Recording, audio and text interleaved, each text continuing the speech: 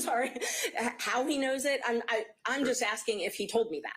Right. So I wasn't asking how he knew that. I wasn't asking the source of that knowledge. I was asking if he told me that. Sure. That was it.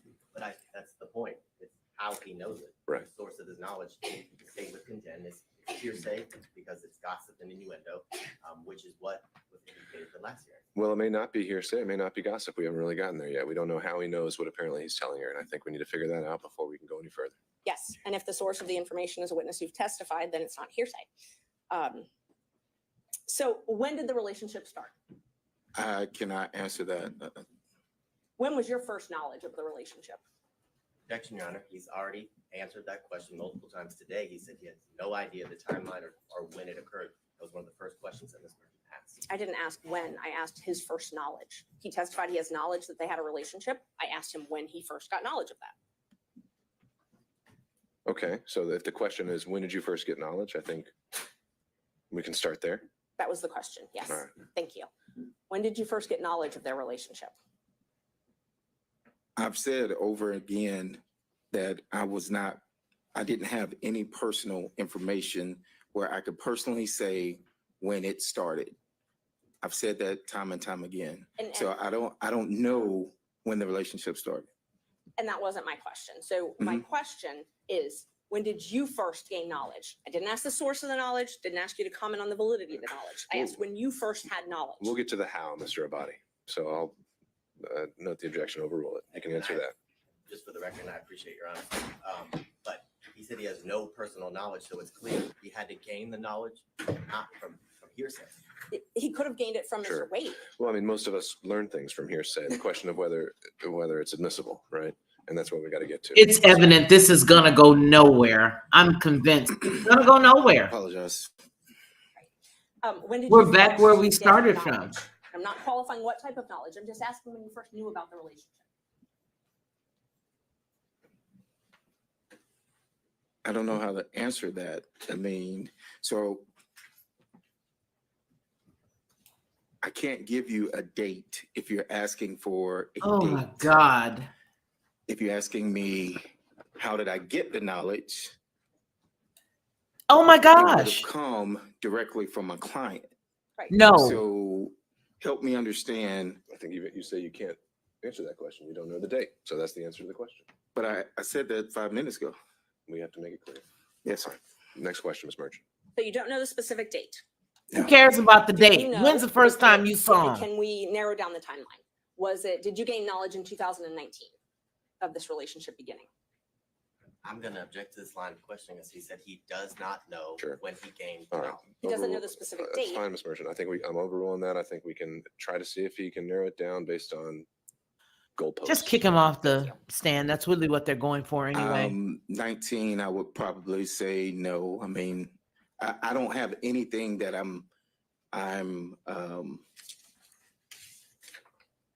there wasn't a specific date. There wasn't a football game. There wasn't something that I can attribute to him telling me whatever. Then why And did so you tell You're her? asking for a date. You're It asking happened for before a year. then. It's still a date. And at this time, I am telling you Hey, that I everybody. do not have Welcome. the date. Let's try this then. So you received a contract from Ms. Willis, January 2021, correct? Can I see the? Yes, Boy. Yes, I think so. Exhibits are, I think, okay. I think And- if it was from the exhibits, I think it was 21. Yes. And I don't want to belabor the point. You submitted those Yes. when you were here before. Yes.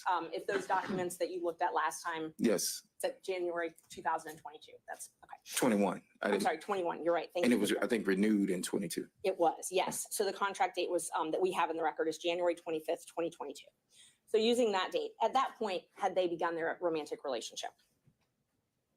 Of 2022. January 25th, 2022, 2021, I'm sorry. When you got your first contract?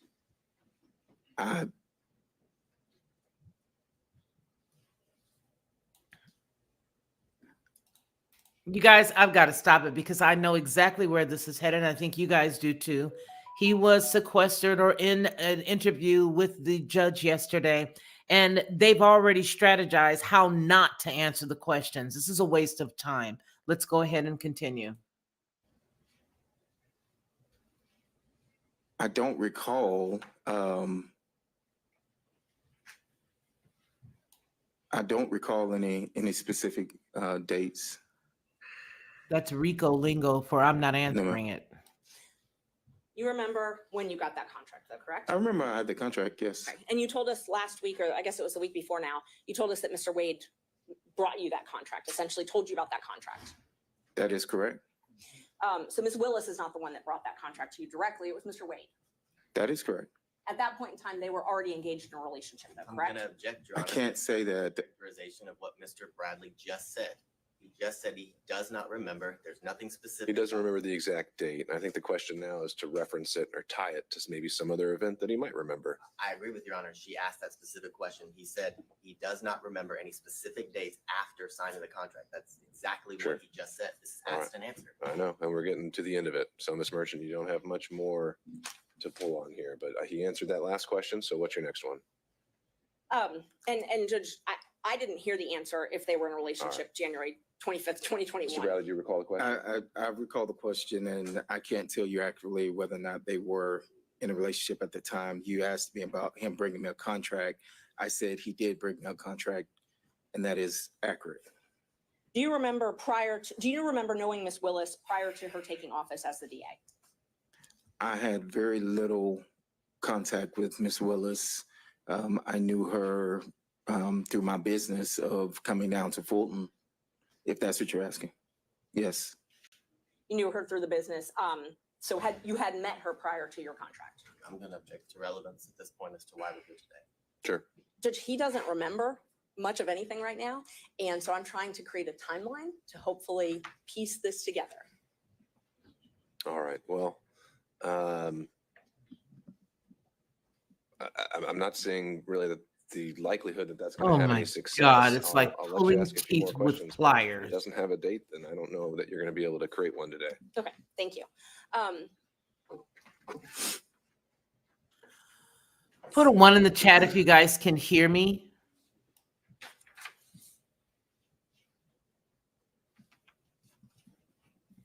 So the time that you had this contract from January 2021 until January 2022, did you come in and out of the DA's office? Yes. Okay, and so were you able to witness Mr. Wade and Ms. Willis interact during that time? I'm gonna object. This has been asked and answered. It was addressed at the last hearing about Mr. Bradley's access to and from a specific room to pick up files. And Mr. Bradley said that Sure. he rarely saw them together, but this was Yeah, answered. I think the only avenue that was closed at the last hearing was his personal knowledge, potentially through, well, actually, no, if he testified, it was that he had no personal knowledge. It's knowledge that conveyed to him that was cut off at the last hearing. That's really the only thing we hadn't been able to explore, unless you correct me if I'm wrong, Knowledge that was conveyed to him by, by somebody else. That's that he claimed at the time was privilege. I found that it's not. That's what we're here to explore. okay.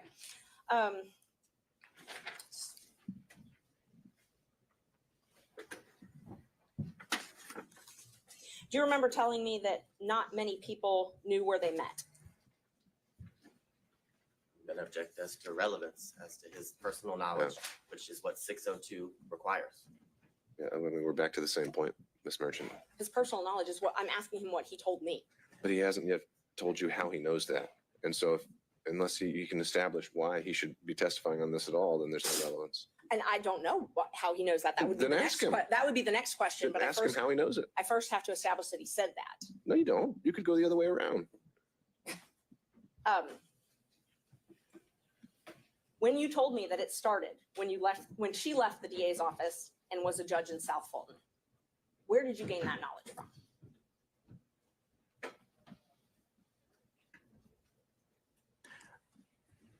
Well, I'm gonna object because his testimony a few minutes ago is that he did not recall making that statement. All right, I'll overrule that. Mr. Bradley, answer the question if you can. Repeat the question. When you told me that their relationship started when she left the DA's office and was a judge in South Fulton, where did you obtain that knowledge from?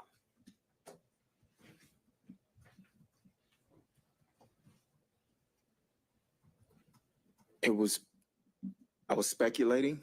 I didn't have a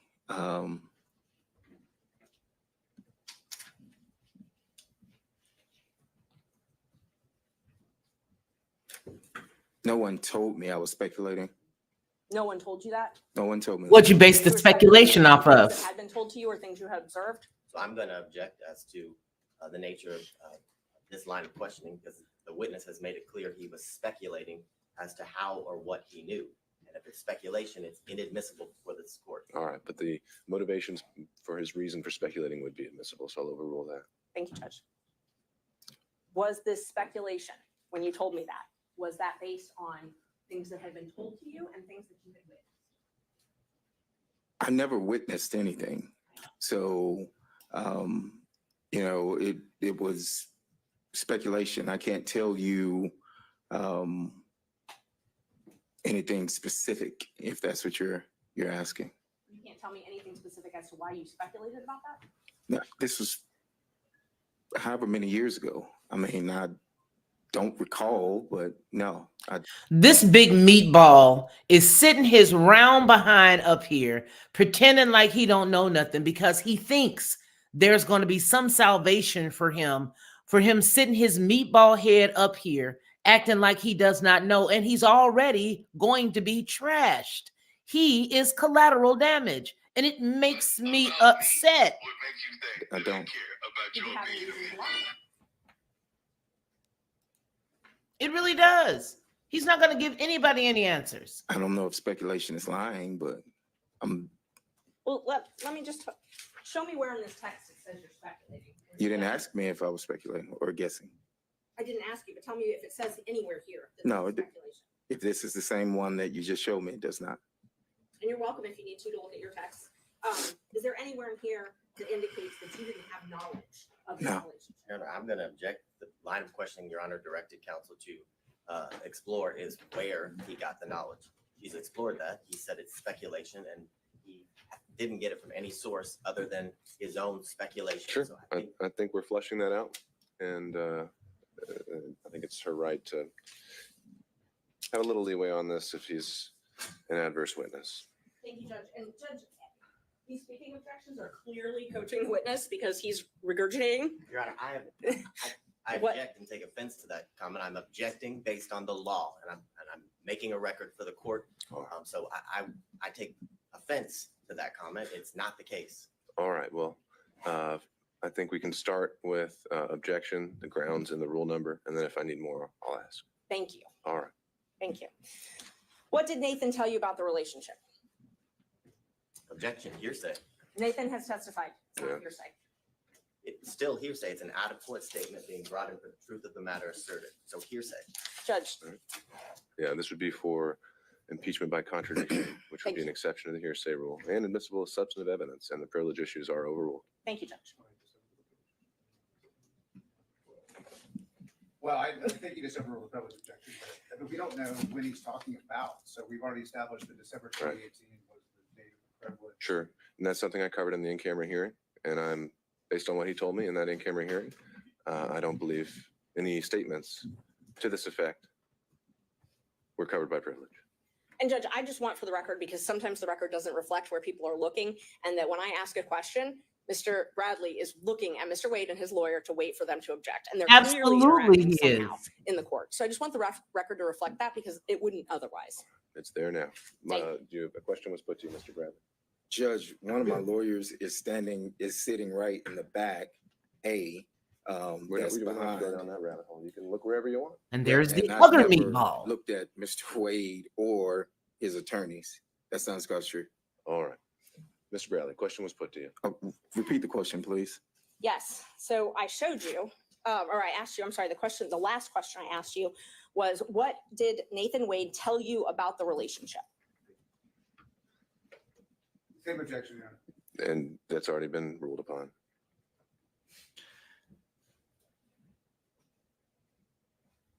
I recall him stating that at some point they were dating.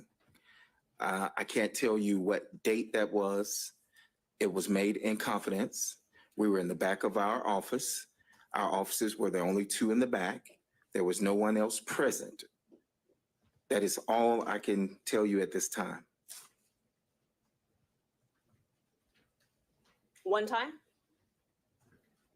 One time.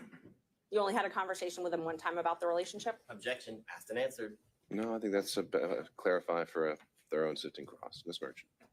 I do not recall any other time that he mentioned that they were in a relationship. No. You may not. Hey, you guys, welcome in. We're watching this meatball So other than. make you a talked about this mockery of one the time, court system and you here. said you don't know when it was though, correct? That is correct. Was it before Mr. Wade, before you got the contract in Fulton County? Let's start with that. I do not recall. And how did it come up? Say again. How did it come up? I do not recall how it came up. It was in the back. I know where it occurred. In our offices in the back. I can't tell you what we were discussing prior to that.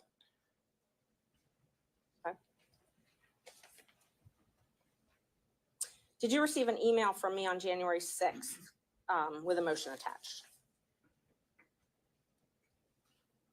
I think I did. Yes. Yes. I know I received I don't know if the date is January 6th, but yes, I received that. Okay. Yes. So you remember receiving that, Yes. the date? Okay. And you reviewed it, and then you and I spoke about it. You recall that?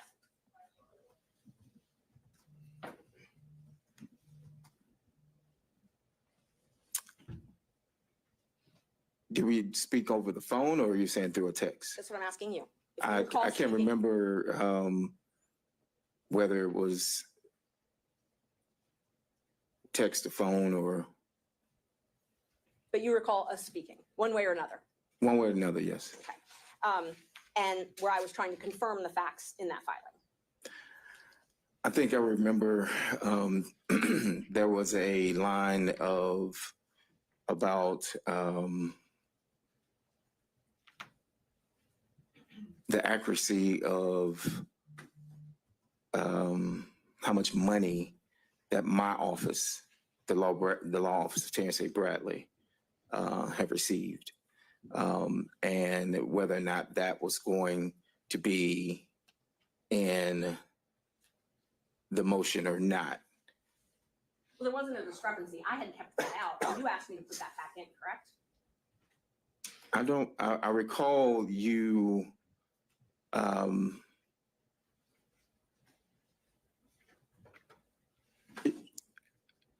that may be accurate, yes. And you thought, because you thought it might be suspicious if you were left out of the motion. No, I think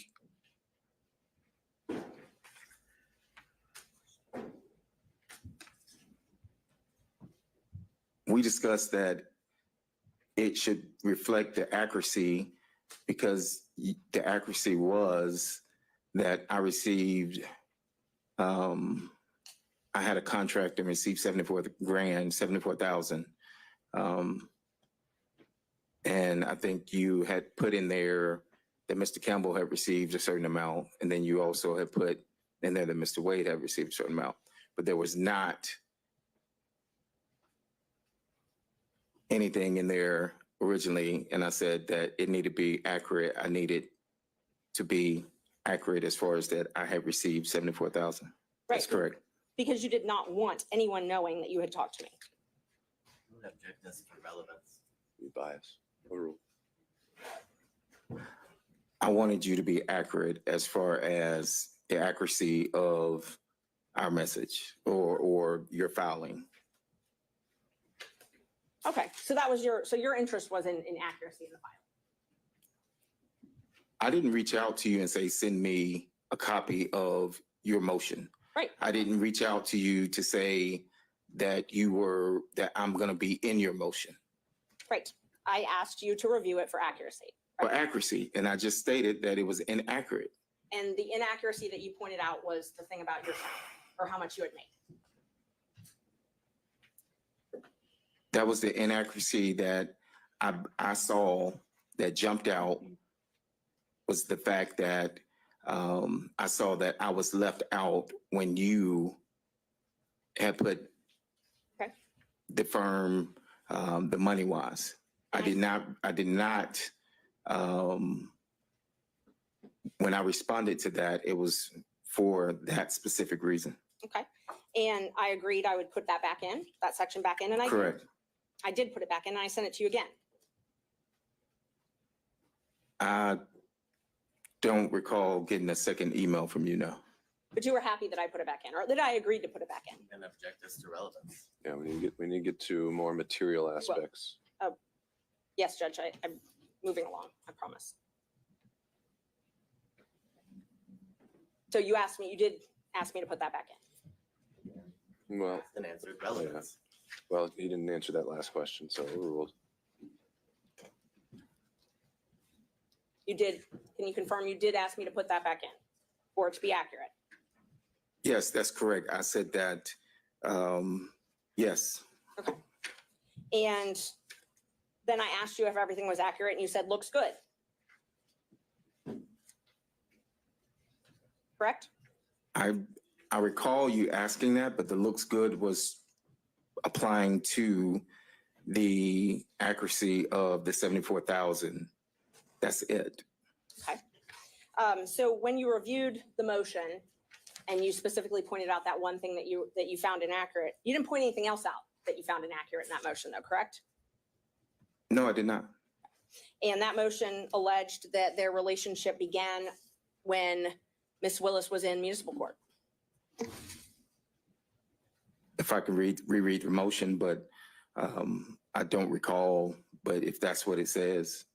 But I did my saying that it looks good was when you put back in the 74,000 into your motion.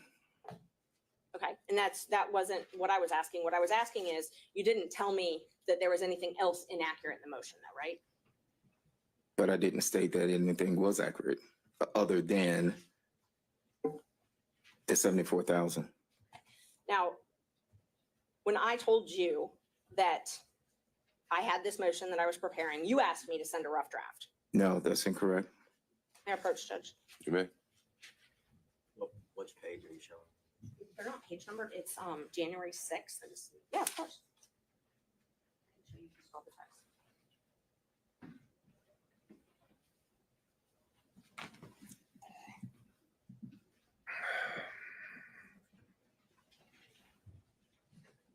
Look and see if this one.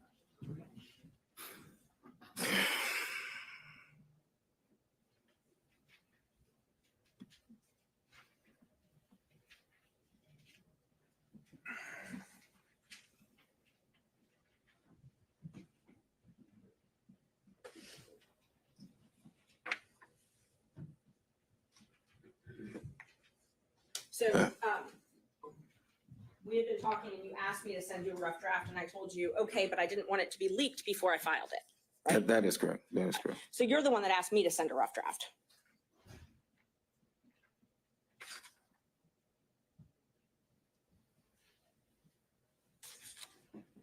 Yes, that's correct. Yeah, yes, that's correct. And that was at 10:08 on Saturday, January 6th. And then you got an email from me with that rough draft at 10:25 that same day, correct?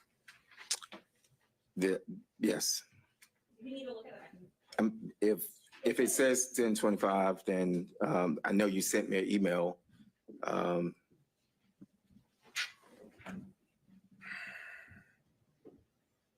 While he's looking at it, I'm going to object us to ask and answer. We've been through the fact that he sent him a copy of the motion, whether he specifically said rough draft or not, and then asked about the accuracy. He's explained his answer, and I've object to ask and answer. So Understood, Mr. Levine. We're getting there. He's Overruled. sweating, right, Blizzards? And Like a then you meatball. responded when we were talking about that footnote that we were just talking about. I said, I took it out, but I can add it back. And you said, yes, add it back. Remember that? I answered that, yes. And then I said, anything else? Anything that. Thank you for joining. You recall that? Bishop, welcome. Matt Let me see Allen, that. a South Texas prepper. Wake up. How you doing? This is a clown college show. I just changed the whole title. Hey, Sharon, I changed the title because I do not believe that we're going to get anywhere in any of this. It says looks good, but as as I stated before, I was responding to you Absolutely. putting me back self-defense. into the motion for receiving $74,000 in a contract. But that's not what this says. This says, you said, yes, add it back, and then I said, anything else, anything that isn't accurate, and you responded, looks good. So you weren't responding to put it back in. Your Honor, I'm gonna object. I This is know. not his motion. He wasn't the affiant of the motion or verified the content. Overruled, Mr. Body. I was talking about his personal knowledge. I've said No personal knowledge. twice. Overruled, Mr. Body. I've said twice that the looks accurate was, or I've said more than twice, was for the 74,000.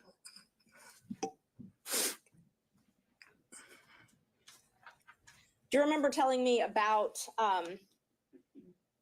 Nathan and Fawny coming to your office and spending time together at your office? No, I mentioned, I do recall testifying on the 16th that she had come to our office. And that was before she was elected as district attorney, correct? I recall that that was when she was district attorney. Because I said that there was a meeting held at my office. And who was at that meeting? Now, I can't tell you that. I don't recall. But you know, Miss Willis was there, Mr. Wade was there. It was at our office. Actually, Miss Willis was there and there were other people there. Mr. Wade was not in that meeting. He was in the back. I wasn't even in that meeting. Why did she hold it at your office then? I have no idea.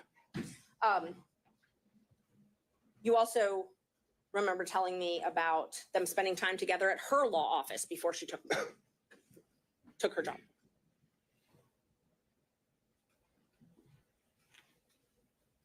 I don't recall. Do you? I don't recall. Do you have something to? Well, what I'm asking is, let's back up a sec. So Ms. Willis rented a law office from Evans firm, or Andrew Evans and another lawyer, I think Stacy Evans. You have knowledge of that, correct? I'm gonna object to hearsay. If, Well, How does he know the information? That would be the correct question. okay. Ms. Mershon? I don't really know even how to respond to that. Hearsay, I'm asking if he knew that she rented Yeah, offices. he may have been there. He may Right. have seen a business card or something at some point. I think he can answer that. I've never been to Miss Willis's office when she was in private practice. I've never dealt with where she rented. I didn't even know where her office was. So Do you remember though, knowing that she rented an office yes, from the Evans? yes, You did know that's, that. that is correct. Yes. Okay. And do you remember telling me that Mr. Wade and Miss Willis would rendezvous at that office? I'm gonna object to, again, hearsay as to how he knows that information. He said he has no personal knowledge. He did not say he has no personal knowledge, Judge. He hasn't even answered it. No, he said in general, he had no personal knowledge, so it's not been established the source of how he would know this because he said he's never been to her office. All right. Ms. Mershon, if you, I know you're trying to impeach him by a prior inconsistent statement, but unless you can first back up and show why each statement is actually something that he had knowledge of, I don't know if this is going to be relevant. And Judge, I'm not even there yet, but again, that a speaking objection, and so now I would anticipate what our response is gonna be next. I didn't ask anything that was objectionable, but these objections are coaching the witness. I asked if he had knowledge. That's it. I didn't ask, did someone say this to you? I didn't ask, what did this person tell you? I asked if you knew. Well, no, you're asking if you had knowledge and then you say of something specific. So,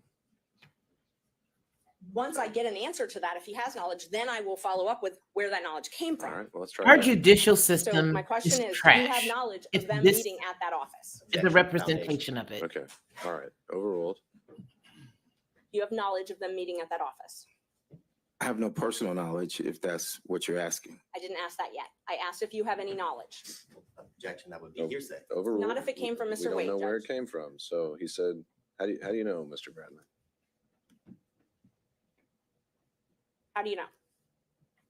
Any knowledge that I would have received would have come from my client at the time. Okay, so you had knowledge of this place that Miss Willis worked.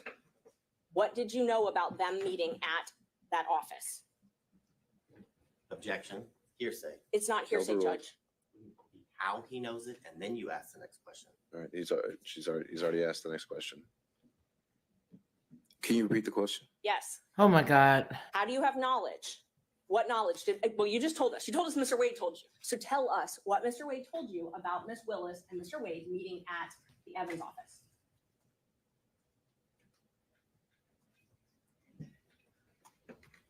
Objection, Your Honor, privilege. This clearly covers the time after December 2018, it would be covered by the privilege. Yeah, overruled. After this, I'm gonna need some Woodford Reserve. You recall the question, Mr. Bradley? I do not. You re-asked the question, Ms. Merchant. What did you learn from Mr. Wade? I was clarified that's where you learned it from.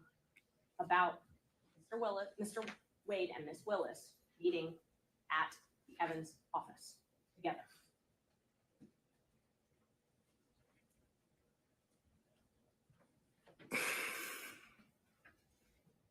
I don't object to asked and answered. He's testified that. He hasn't answered. We haven't heard an answer. He testified he had one conversation with Mr. Wade in the back of his law Judge, office. Yeah, and his answer may change, so Tip him overruled. off as to how to answer the question.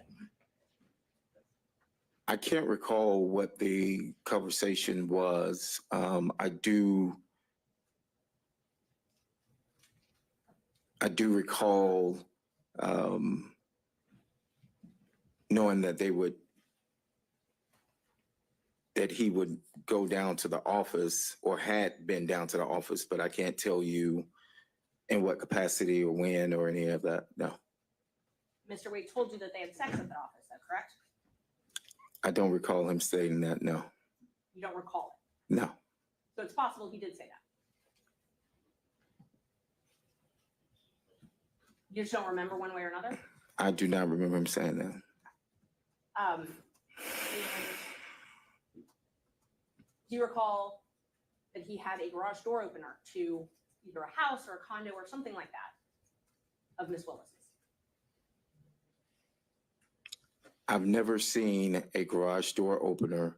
I've never been to Miss Willis's house. Those were I've my never questions. been to, and I'm trying to explain, I've never been. So no, I do not A have any yes or personal no? knowledge of him having a garage door opener. Yes, ma'am. I didn't ask if you had personal knowledge, like as in you saw it. Do you have any knowledge at all from Mr. Wade or any source that he had a garage door opener to access one of Miss Willis's residence? And I'll object to any source as to hearsay. All right, depends on the source. Overruled. No, I don't have any knowledge.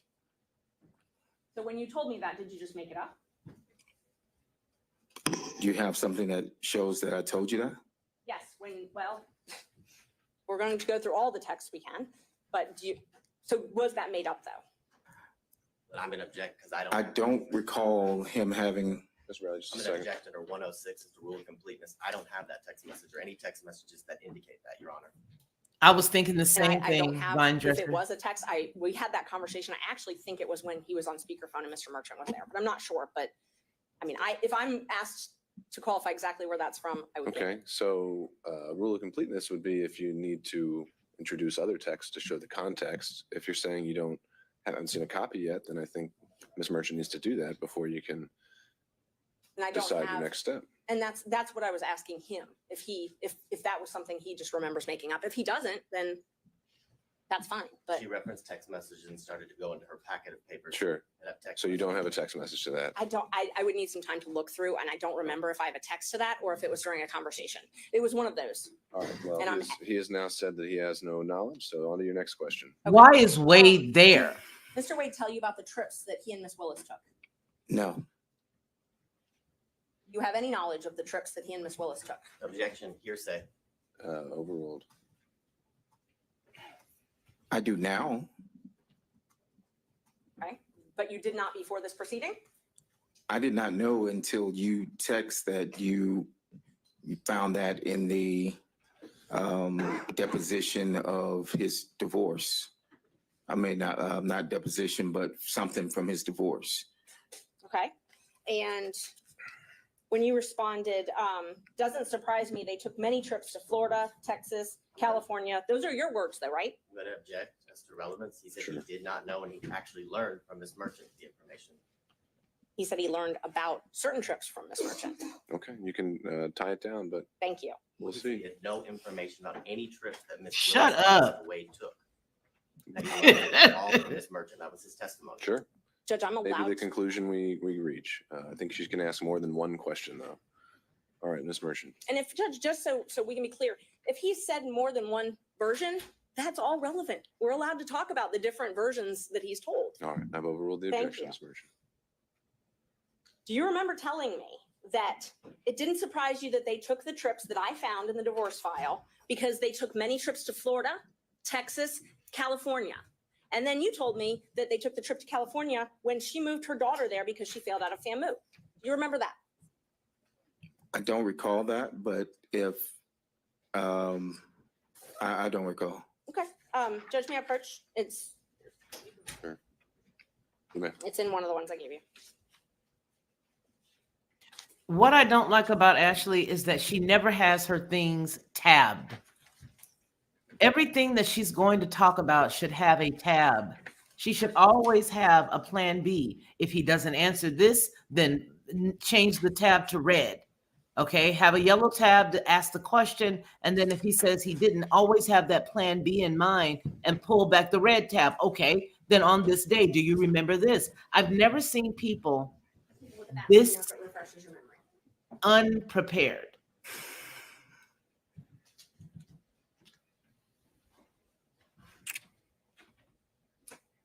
So when that, Do you remember it or not, Meatball? yes, Okay. yes. So it's true that you told me that they took many trips to Florida, correct? Per that, yes, but one of the messages is cut off, and you asked about some other trips, and I said, no, I didn't, I think. And that was specific to, at the top of that, it says, no, I didn't. Yes. And so Just shut up that now. was to the trips that you asked me about. And I think before that, when you mentioned that you found all these trips, I think I said, oh, wow. Yes, you did. And You did not know about all the trips that were taken, and you qualified it. You said, no, I didn't. When did it happen? And then the next text, which I can get, or you can look at your phone, or whatever refreshes your memory, you said was after you left, after the firm was dissolved, I'm correct? gonna object to relevance. Overruled. It was after the firm, the trips that you said, no, you didn't know about. You told me those were after your firm had dissolved, correct? I think you mentioned that they were after I left, maybe, or whenever you found them. And I said, no, I didn't know about those trips. So So you believe I mentioned that it was after you left? I'm quite sure you have the text message, and I will refresh my memory. Is it easier for you to refresh your memory with your own phone or with my printouts of screenshots? Well, you have the printout, so I'll go. Judge, the reason I'm asking is because I'm getting objections that I've cut things off, and it's just the nature of how you have to print out screenshots. So in order to avoid that, I'm happy for him to refresh his memory with his own phone, if that would be, Don't you know I don't he if he's deleted accepting all of or that? not, so you're gonna would that be easier for you? You can just provide the documents. Okay. Let's see. I mean, she wants him to take his balloons for fingers and thumb through an iPhone or whatever type of phone that he has. And it just tells me that she is not prepared. In tandem with knowing that they were going to do this major stalling, she should have been prepared and should have had everything tagged. Anything and everything that's pertinent needs to have a colored tab. Why is she thumbing through Please. Yeah, let me see. at her place of employment? They really do, Betty, Sorry, Judge, I'm just because trying the to story fly. that I'm holding off on that's All right. already finished Well, is amazing. I don't really see. I would love to just some get point on we're with reaching that. a cumulative point where we don't need to go through an entire 6-month text chain. You're making the point that he'd made some comments to you along the way that led you to believe he had more knowledge than today he's testifying that he had. And so if you've hit the high points of that, then I don't know what else we can cover that actually moves the needle. Okay, I'll move on to the actual trips then. So you told me that they took many trips to Florida. That refreshed your memory. You told me that. Was that based on your knowledge from Mr. Wade?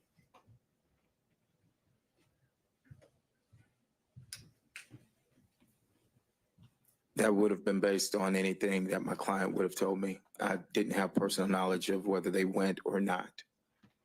The trips to Texas, and you're the one that typed Texas. Was that based on your knowledge from Mr. Wade? Exactly. It would have been something that came from the client. I cannot tell you that I have any personal knowledge of any trip other than what would have been said by the client. Obviously, and I'm not asking if you went on these trips. I'm asking if you have knowledge from Mr. Wade. You also typed California. Was that something that you gained from knowledge from Mr. Wade? It would have been from the client at this particular point. Yes, it would have been from the client. And when you told me that the trip to California was to move her daughter out there, would that have been something you gained from Mr. Wade? Thank you, Judge. Any knowledge that I have of any trip would have come from my client at the time.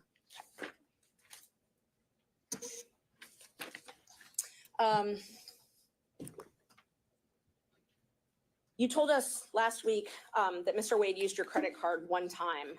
Do you know when that was? I do not. Relevance. How we're here today. Well, I think this would go to be impeachment of Mr. Wade's testimony if Mr. Wade testified that he had never used anyone else's credit card I before. object to asked and answered because it was covered during the last hearing where he acknowledged that Mr. Wade used his credit card. So, Judge, I asked when. just I did. when, okay, I didn't ask, did he? I asked, when did he? let's go there. I do not have any dates of when Mr. Wade used my credit card. I testified that we used the card for business and that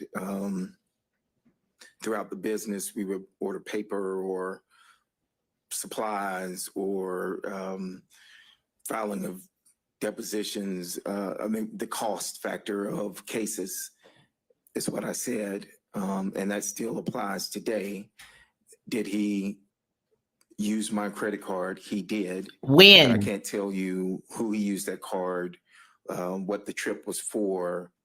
I can't even tell you at this time where he went. But he used it for a trip. Yeah, it was for a trip, but I can't tell you where, when, why, or anything to that nature. Correct. And he paid you back in cash. I never testified that he paid me back in cash. I said that he would either pay me back. I said I couldn't remember. Oh my I do not God. recall. Sometimes he would write checks. Sometimes he would pay cash. And that still applies today, that I do not recall him paying me back cash, but I do recall him paying me You back. guys, please hit the like button because I already see I'm going to You thought struggle your with. partnership split up, correct? It would have been before I left the firm, yes. He wouldn't have used my card after I left the firm. Okay, so we can at least narrow down the dates to that. Before I left the firm, yes. Okay, great. And Mr. Wade gave you details about meeting Miss Willis in Hateville or East Point, as it was called. That's incorrect. He did not tell you about that. He didn't give me details. He did not tell you about meeting with Miss Willis at an East Point or Hateville apartment?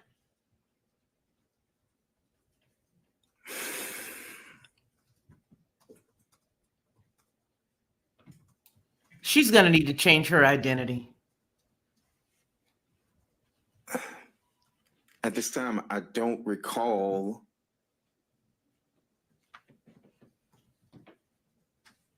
No, I don't recall. Where did you get that information from then? Thank you, China. He's testified he doesn't recall if he even had that information. I asked if he got it from Mr. Wade, and he says he doesn't recall. So then I asked where he got it from.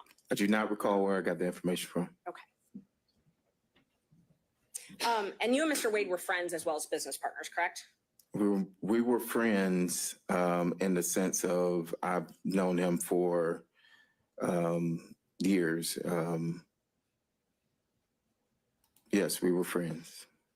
And Is that better, China? you definitely did not want to come and be a witness in this case, correct? That is correct. And it was after, and we talked about this earlier, that Gabe Banks called you and then Nathan Wade called one of your friends. It was after that that you hired Mr. Chopra to assist you in this matter, correct?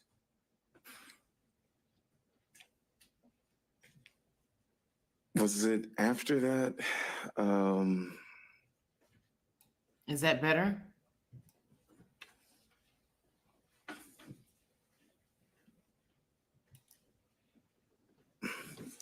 So I hired Mr. Chopra and I hired Mr. Graham. Now, Mr. Graham is here, and when I received the subpoena, Mr. Graham was here at the last hearing, but he also had to go out of town, but he was present. Mr. Graham, I called, and I had started getting calls from media, and I told him to respond to the media, I China think, and that happened? was somewhere around whenever you subpoenaed me. So it was, I can't tell you that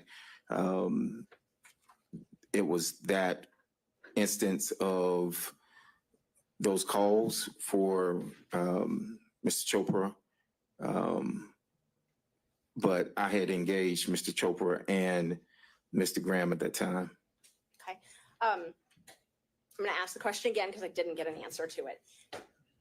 After you got the phone call from Gabe Banks and from Nathan Wade to your I friend, think it was before that, but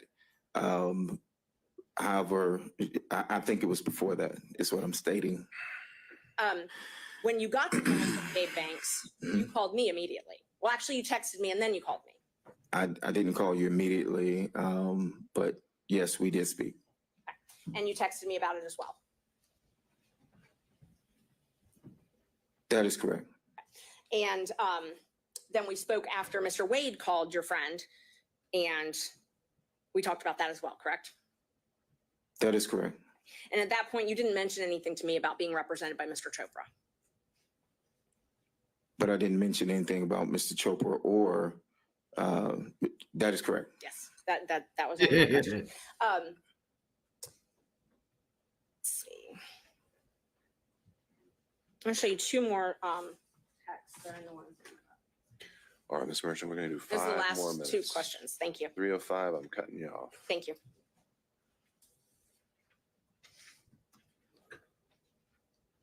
Knowing that he's possibly going to run the shot clock down.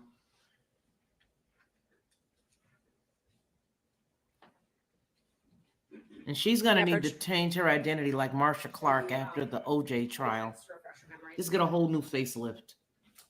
Get a whole new face. And she has to block him from looking at Wade, which has to be uncomfortable for the witness to sit there with Wade in the actual courtroom. I'm amazed. Somebody made a mention earlier that it was not a lot of people there. Well, he could have been one of those people who didn't show up. Are these supposed to go together? Oh, these are two separate dates? Okay, all right.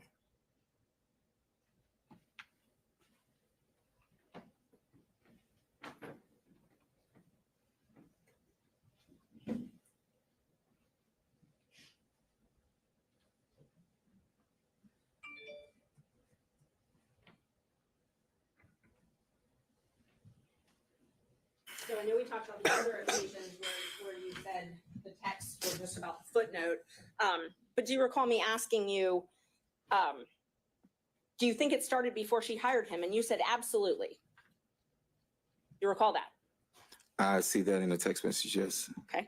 And do you also recall me asking you how they would react if they would attack me? And you said, no, they will deny it.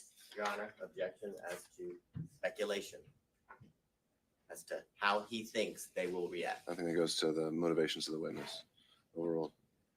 And you told me that they will deny it. That's written in there, yes. I just want to, one last opportunity. You're an officer of the court, correct? I am. And you're under oath today. I am. Is there any of your testimony from today or the previous days that you want to correct? That I want to correct? Yes. No, I told you everything that I've answered everything that you asked. Thank you.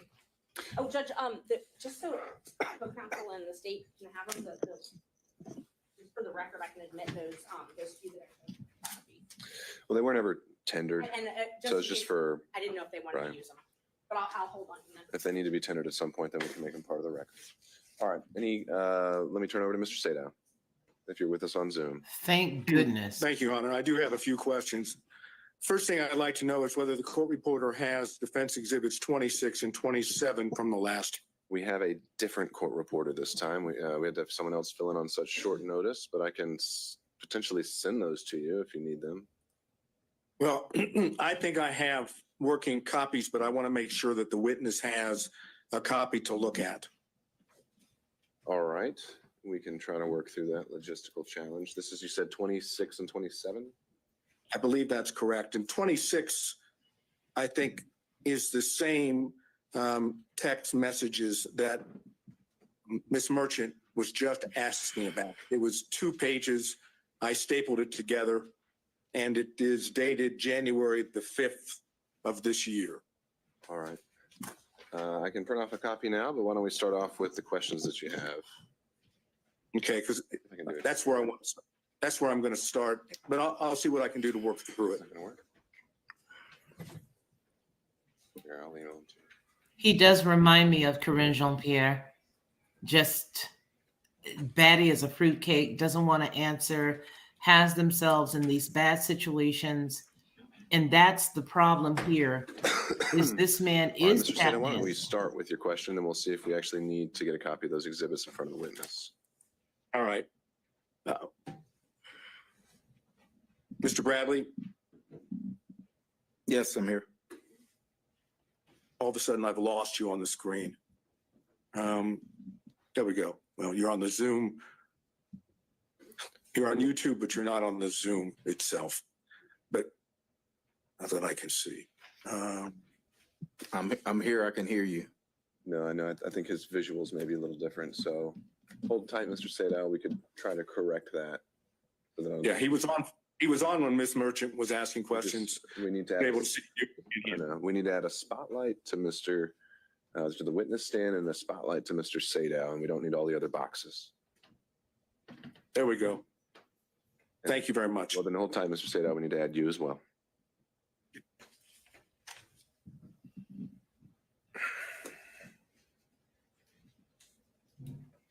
This guy is done. All right, now we're ready. Thank you, sir. Mr. Bradley, you have referred to Mr. Wade as your client, correct? Correct. You understand that the court has ruled that communications that you had with Mr. Wade are not privileged, correct? No, I'm aware that the court ruled that one specific dealing with the time frame of one specific conversation wasn't privileged. Then I'm going to ask Your Honor, if it's that the limitation or Excuse me. To clarify. email, Sure. Mr. Sorry. Sadow, you asked whether all communications with Mr. Wade, I think, were covered. That was not the extent of the ruling. The only ones that I deemed were not covered and that I'd asked about in the in-camera hearing, because those are the ones that were relevant, were any communications Mr. Wade made regarding the existence or non-existence of a romantic relationship with Ms. Willis. fine, thank you, Your Honor. I understand. So going back to this line of inquiry, when you say you don't have personal knowledge, what I want to ask you to start with is very simple. Did you have communications with Mr. Wade about the relationship between Mr. Wade and Ms. Willis? It's a simple yes and no. Yes. And is it your testimony that during the time you were representing him, which I understood started sometime in 2018, is that correct? That's the time frame that I remember, yes. Is it your testimony under oath that with regards to conversations with Mr. Wade about his relationship with Ms. Willis, that you only had one such conversation during the time you represented Mr. Wade? One conversation of what? I apologize. It The only broke thing up. we're about, the only thing I'm asking about is that area that the court said is not privileged, which is the relationship between Mr. Wade and Ms. Willis. You've testified that during the time you represented Mr. Wade from 2018 on, that you only had one conversation with him in reference to the relationship between Miss Willis and Mr. Wade. Is that correct? Yeah, I think that's fairly accurate. Yes. Okay, so out of the entire time, I'm talking about could be 2018, 2019, 2020, 2021. When did you stop representing Mr. Wade? It was a few months after I left the firm. All right, give me the approximate time. I left maybe June, July of 2022, maybe. So that would suggest that for, assuming it's 2018, 2019, 2020, 2021, and half of 2022, which is in the vicinity of 4 to 4.5 years, you're testifying under oath you had one conversation about a relationship between Mr. Wade and Miss Willis. Is that correct?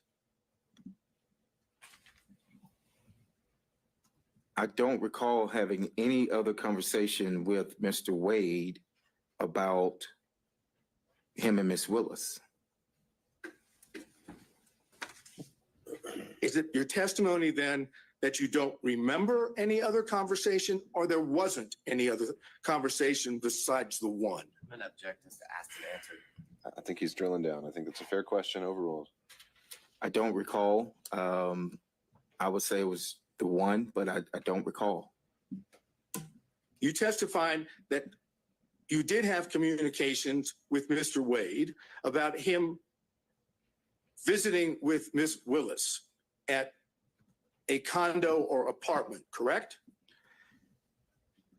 I don't think I testified that I had a conversation. I testified that any knowledge that I would have known anything about any condo would have come from that, but I don't recall a conversation about that. I do not recall a conversation about that. Okay. Do you recall any other thing at this point in time under oath that would indicate when the relationship started between Mr. Wade and Miss Willis? I do not know when the relationship started between Mr. Wade and Miss Willis. I cannot Okay, recall so that. I can't. Oh, I'm sorry. Go ahead. I'm going to drill down on that now, okay? Yes, sir. Mr. Wade was hired as the special prosecutor on November 1st of 2021. You're aware of that, correct? I have my contracts to show when I started. Oh, wow. No one showed me the contract of when he started, but but if he has a contract for November 1st of 2021, then that's correct. I'm going to suggest to you that the record will reflect that the contract between Miss Willis and Mr. Wade was November 1st of 2021, correct? I want you just to accept that, okay? Is it your testimony that you don't know under oath whether or not there was a relationship between Mr. Wade and Miss Willis before the contract? I do not recall any dates of when the relationship started. So whether you are pinpointing a date of when his contract started or not, I'm telling you, I did not recall any specific date that he flat out said anything about a relationship with Miss Willis. Okay. Now I want to go, based on what you've just said, let's go to what was Defense Exhibit 26. Okay, in Defense Exhibit 26, which I showed you last time, was 2 pages of text messages between you and Miss Merchant, correct? Correct. All right. Now, the first page starts off by saying, Miss Merchant, like just date, don't hire him. Do you think it started before she hired him? You see that?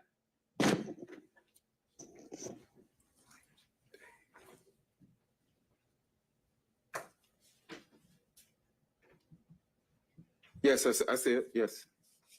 And your response to that was absolutely, correct? I'm gonna object, asked and answered cumulatively. All right. So, Mr. Sato, I do think we went through a lot of these texts No, let We him didn't go answer through this that. whole one. Just a second, Mr. Sato. All right. I'm sorry, Mr. Sato. Well, you said we didn't go through this particular one? No, we stopped right there. I No, want to go, I answered, because this So is the what- exact there's not- language that she just stated a few minutes ago. You could read it back Okay, Mr. in the Sato. record. Are you saying both of these two exhibits weren't already covered by Ms. Merchant? it was not gone, this particular language was not gone into. I'm doing it based on the exhibit itself. Well, let's do it this way. I now move into evidence defense exhibit number 26. All right, and I'd have to search through my notes, but does anyone recall that one actually been tendered in a minute already? It was. No, it was only presented to your honor for you to take back into camera ex parte to speak with Mr. Bradley and his counsel. Okay, Ms. Merchant is indicating that it was admitted. I thought Mr. Sadow admitted it, but I'm organizing, putting them back in order. So I think it might be easier if I just admit the copies. of the All I right. think documents she's I'm referring to. done All right, so enough. Defense Exhibit 26 and 27 are being tendered. Well, actually, only 26 at this Excuse time, me. Okay, Defense Exhibit 6, any objection from the state? but 26. 26. I'm going to object as it relates to foundation and authentication. It was used during the last hearing for the purposes of refreshing his recollection. And it's my recollection is that it didn't refresh his recollection, but I renew my objection as to asked and answered and cumulative. Okay. As to foundation on authentication, I think Mr. Bradley has recognized them as texts that he sent and received. So I think I'd overrule on that basis any other objections to their admissibility from any other defense counsel, and seeing none. Defense Exhibit 26 is now admitted. Mr. Sadow. Thank you. All right, let's continue. Now I'm publishing it.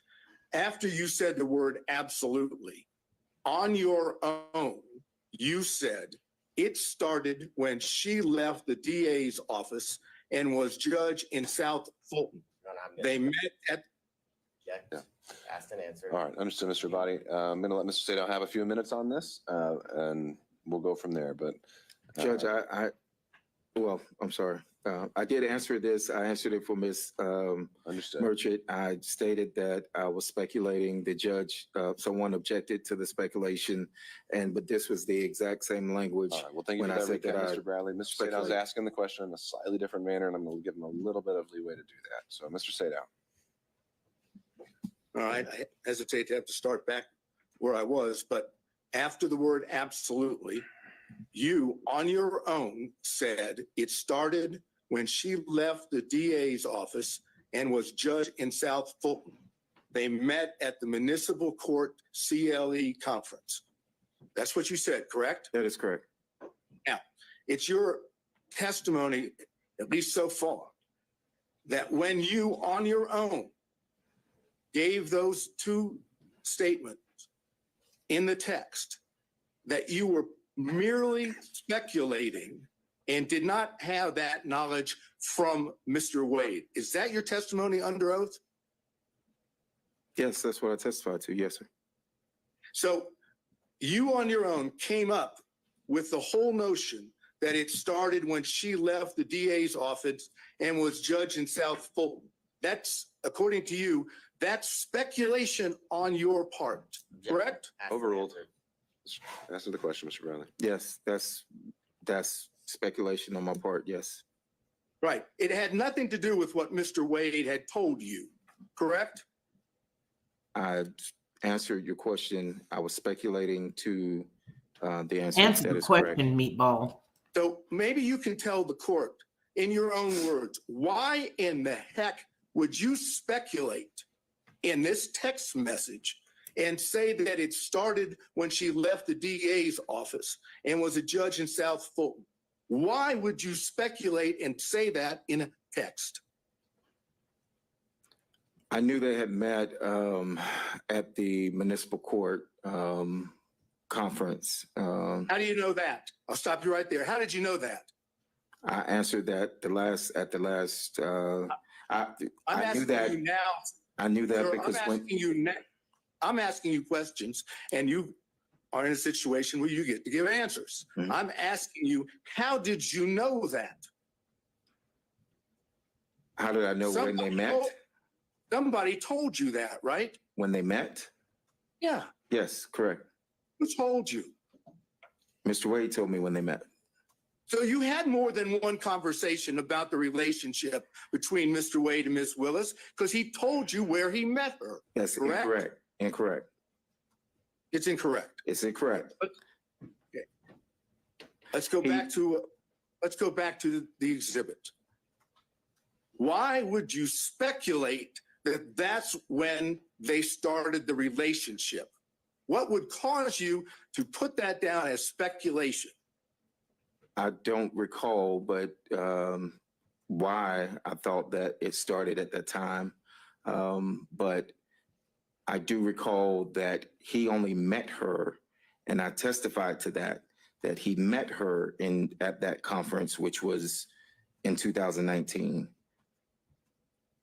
You knew that Ashley Merchant represented a defendant in this case when you were text messaging with her, correct? Yes, I did. Yes. And you knew that the reason she was asking you questions about Mr. Wade was because she was trying to show when the relationship began, correct? No, that's not 100% It's not. Look at the correct. beginning of the text message.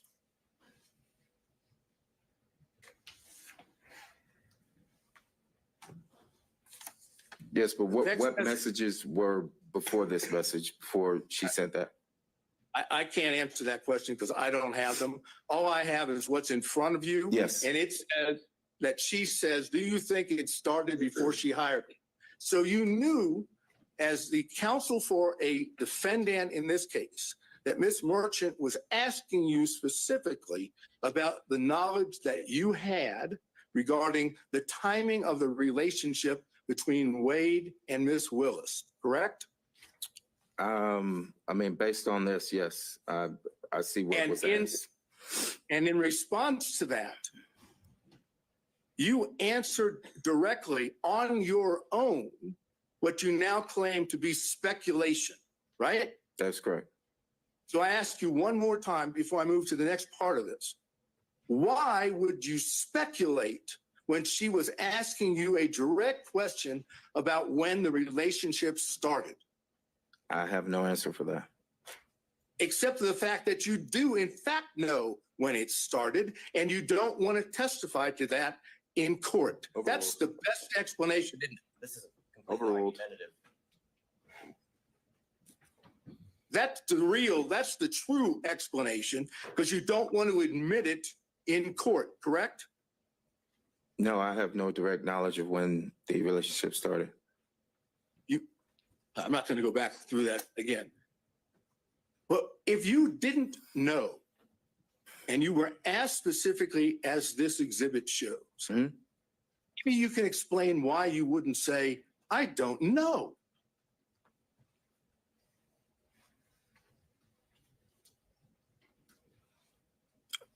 Is that a question? You're asking me a yeah, question to answer? definite question. State that again. I apologize. If you're being asked, as we've just gone through with this text message from Ms. Merchant, Yes. as the attorney for a co-defendant, Yes. and she's asking you about the relationship, and she's clearly asking you about the timing, why wouldn't you just have said in response, I don't know when it started? I don't know why I didn't say I don't know. Maybe, again, it's because you know what the truth is, and that's why you answered exactly the way you did in Defense Exhibit 26, correct? No, I can't sit here and tell you that what you just stated was correct. Right. What you want the court to believe, and you want the rest of us to believe, is that for some unknown reason, upon being asked a direct question about when the relationship started, you decided on your own to simply speculate and put it down in a text message as opposed to putting down what you actually knew. That's what you want the court to believe, correct? That was a lot. So can you break that down? I apologize. You're asking me, do I want the court to just To believe that instead of saying nothing, you decided on your own to speculate. Yes, I speculated. Yes, I've stated that I speculated. Yes, sir. Right. That's what you want the court to believe, correct? That's correct. Okay, now, then when you go to the next page of that, okay, you see it starts, the best that I can see, it starts in South Fulton. Is that what you have in front of you? Second page.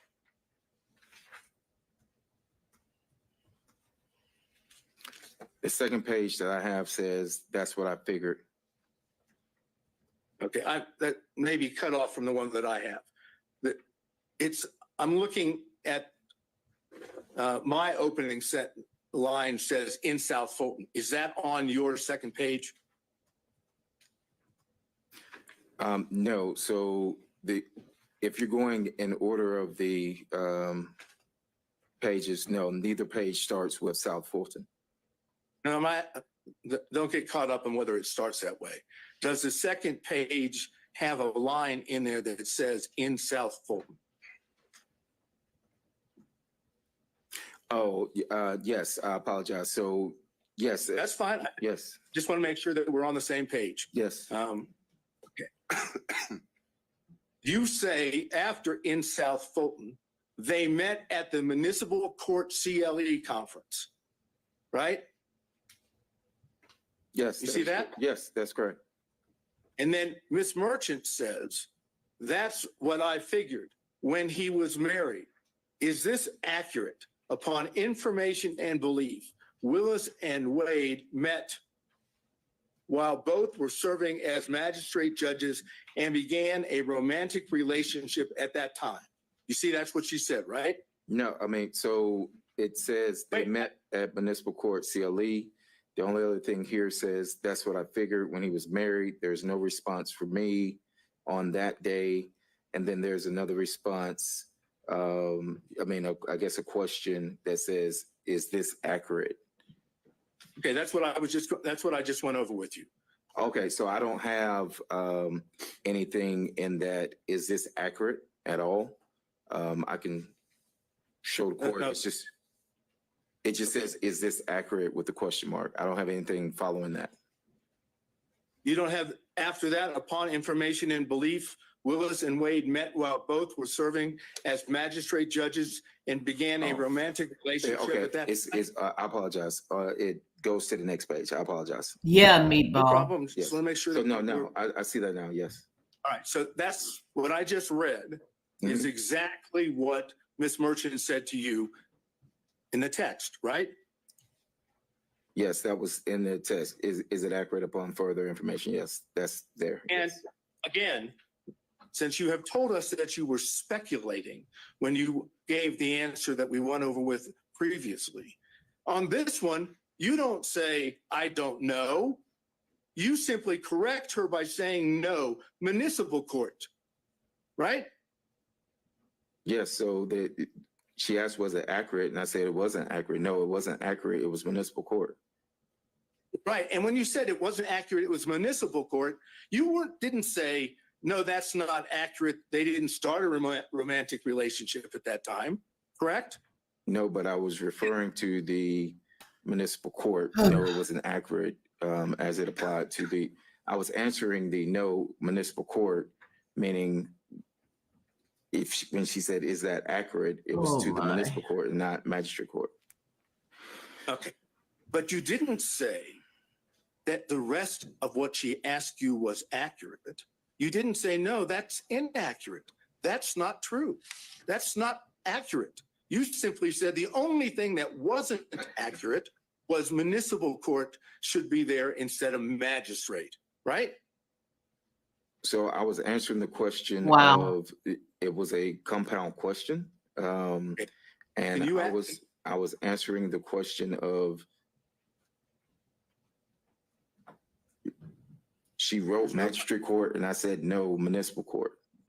Right, but it's not compound. It's one statement. right, Upon Mr. Sadow. information, I'm sorry. No, that's okay. I know the feedback and the delay is complicates things, but I think you've adequately made your point here. I don't think we need to belabor it much longer. Let's move on to the next issue. Okay, thank you, Your Honor. Mr. Bradley, prior to coming into court today, did you and your lawyer meet with anyone from the district attorney's office? No. I mean, Did your- no, not that I know, I'm aware of, no. I Have did you not had meet to any- anyone. Sorry. I did not cut meet you with off. anyone outside of my attorneys. Did you have any conversation? I did not. Meeting, conversation. I did not. So you have not spoken, if I understand you correctly, prior to coming into court today, you've not spoken with the prosecutors, No. right? I've not spoken to the prosecutors. I've not spoken to defense. Have you spoken to Mr. Wade? No. So as far as just getting into the courtroom today, there's been no contact or conversation in it with any of the parties we just went over, right? There has not been any contact with defense or the state at all.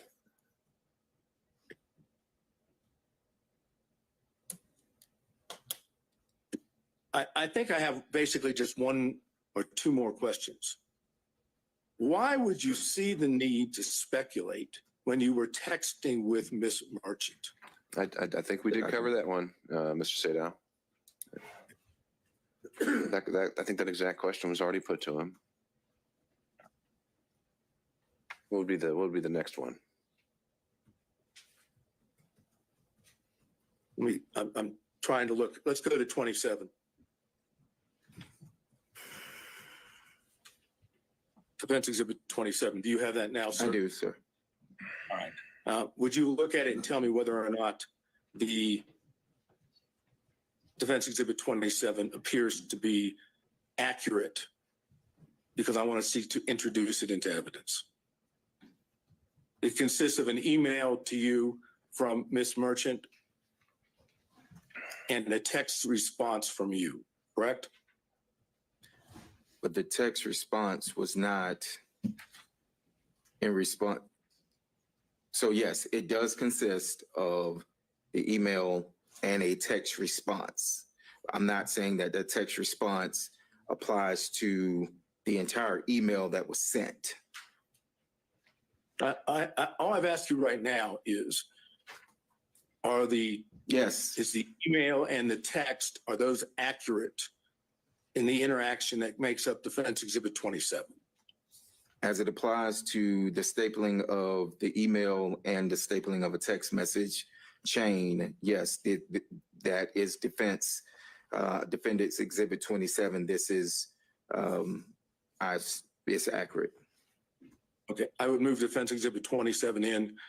I believe it was treated the same way as 26 last time. Your Same Honor. objections, Mr. Abadi?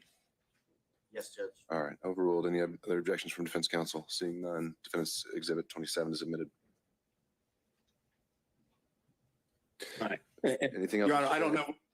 Yeah, I don't know whether you'll find this objectionable or not. I'll ask it, obviously. All right.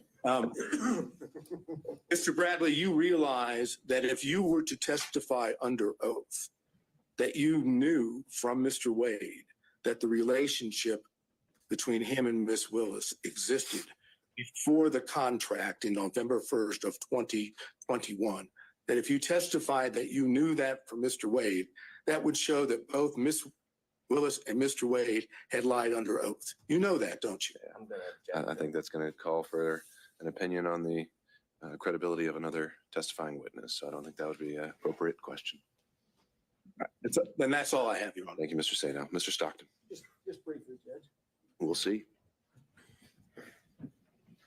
Mr. Bradley, do I understand from your prior testimony that Ms. Merchant sent you a motion to review prior to her filing it? Objection. I'll some cumulative answers. Right. I'm going to give him just a little bit. All right, Mr. Stockton, maybe this is going somewhere else.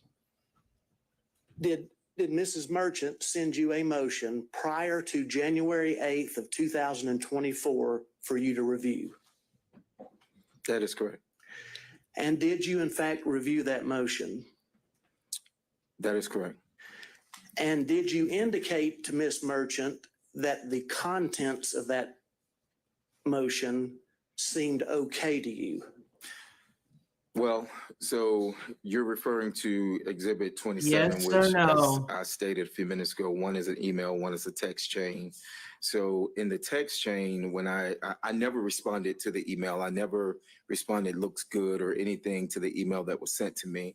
However, in the text chain, what you all are trying to merge together is the fact that I was asked about the contract, and that contract was $74,000, and me being added back to that. So when I said, and I think before that in that text, it referred to me being added back, and at that time I said yes, looks good. And you're aware and you recall that when Ms. Merchant presented you with that motion, she asked you not to disclose it to anyone until she filed it. Is that correct? We are covering, I think, the last 5 or 6 questions. We've covered ground. Let's get to that ultimate point. I'm trying to get there, Judge, I All right. promise you. Okay. Repeat the question, I'm sorry. She asked you not to disclose that motion to anybody until she filed it, correct? I think so. I think that was in the text message, yes. And you knew, in fact, it was her intention to file that motion, correct? The actual motion that she, that was sent, Yes. I knew that she was going to file a motion, yes. I do not think that that was the final draft, or it could have been that she was working on it, but yes, I knew that she was going to file some motion, yes. And you knew that she presented that motion to you for your review so that she could make sure it was accurate, correct? Your Honor, I'm going to object. All this is asked and answered in cumulative. All right. Noted. I think Mr. Stockton's getting to the next point. So why don't we just ask that one? Is that correct? Did you? Why don't we I thought why don't we you. combine that with the next question, so we're not having to lay bit by bit every single time. Mr. Bradley, there's a you question. knew that Mrs. Merchant was relying on your review to ensure the accuracy of that motion prior to filing it, correct? Speculation as to what he knew that Miss Merchant knew. No, Gonna do. I'd overrule that. Mr. Bradley? No, so once again, I was excluded from the footnote of that motion, and my review of it, and I said, hey, you need to add me back to the footnote because I did have a contract and I did receive $74,000.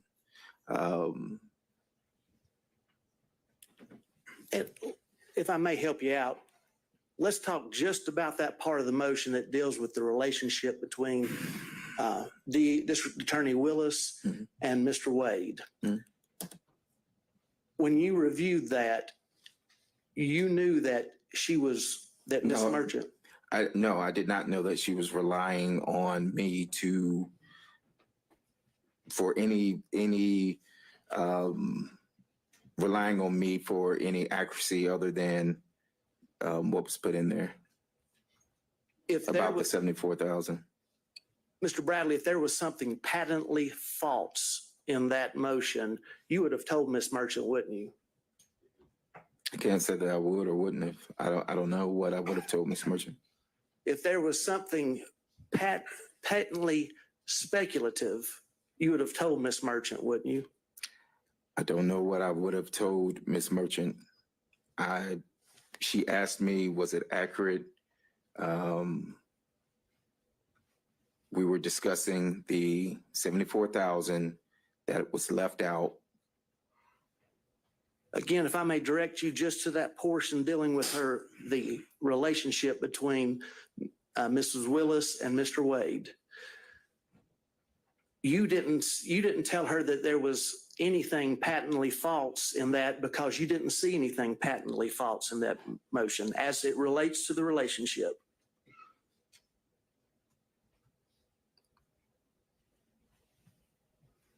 Repeat your question. I'm so sorry.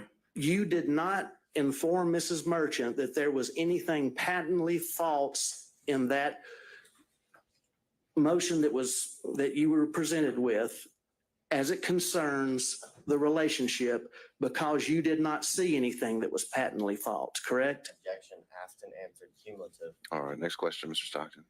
Sustained. And you didn't see anything that was speculative in there either, did you? Asked and answered cumulative. I know, sustained, Mr. Stockton. I just want to ask you one more question. I'm coming at from the other way that Mr. Sadow did. Did anybody from the district attorney's office or any witnesses in this case contact you about Ms. Merchant's motion from January the 8th of 2004 until today? Did anyone contact me about her motion?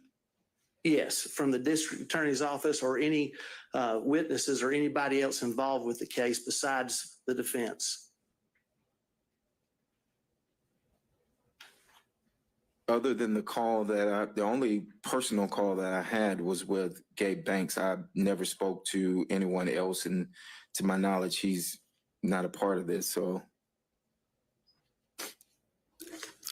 That's all I got, Judge. Thank you, Mr. Stockton. Mr. Durham, if you're still with us. No question, Your Honor. Thank you, sir. Mr. McDougal.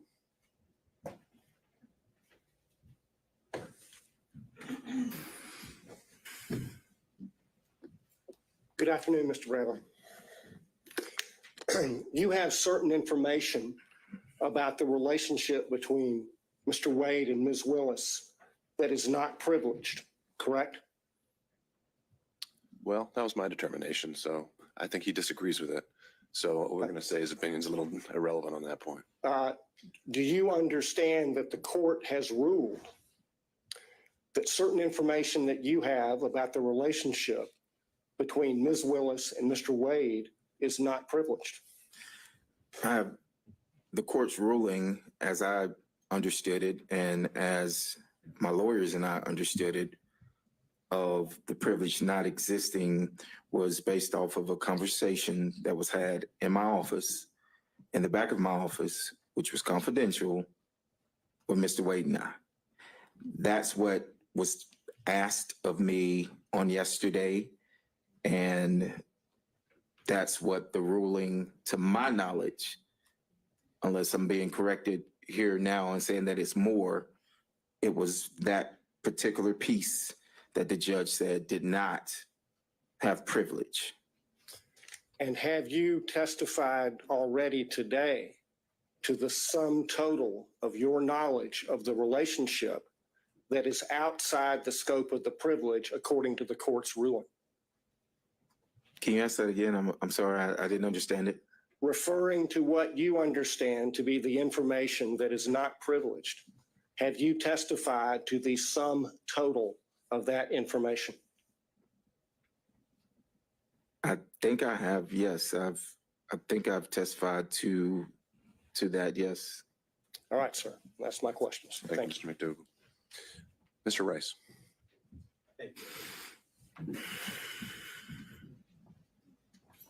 Mr. Bradley, at least as of February 15th, when you first testified, you said you still considered yourself a. I think I said that, yes. I think I did, yes. And you've been friends with Mr. Wade for over 10 years, correct?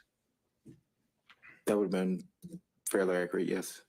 And you recall communicating with Ms. Merchant about this case and about Mr. Wade and Ms. Willis's relationship, correct? I'm going to object as to asked and answered and cumulative by all three of the previous. Sure. We don't have to lay that foundation. Why don't we combine it with the next question where you've got a new point to make? Mr. Bradley, when you communicated with Ms. Merchant, did you tell her any lies about Mr. Wade and Ms. Willis's relationship?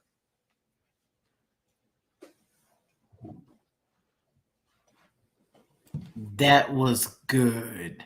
Well played. Did I lie to Miss? That's a I mean- simple question, Mr. Bradley. You're a lawyer. Did you lie to Miss Merchant when you told her facts about Mr. Wade and Miss Willis's relationship?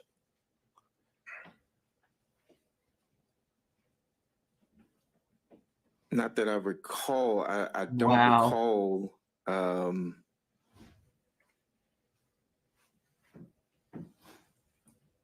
I mentioned earlier that I speculated on some things.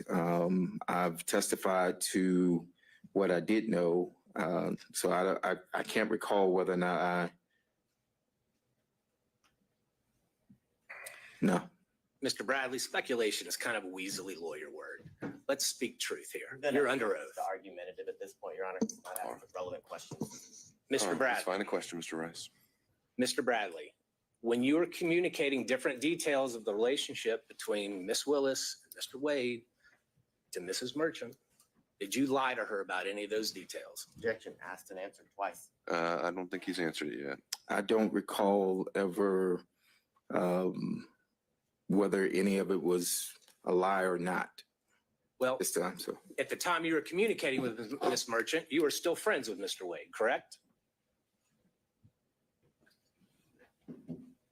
Come on, meatball.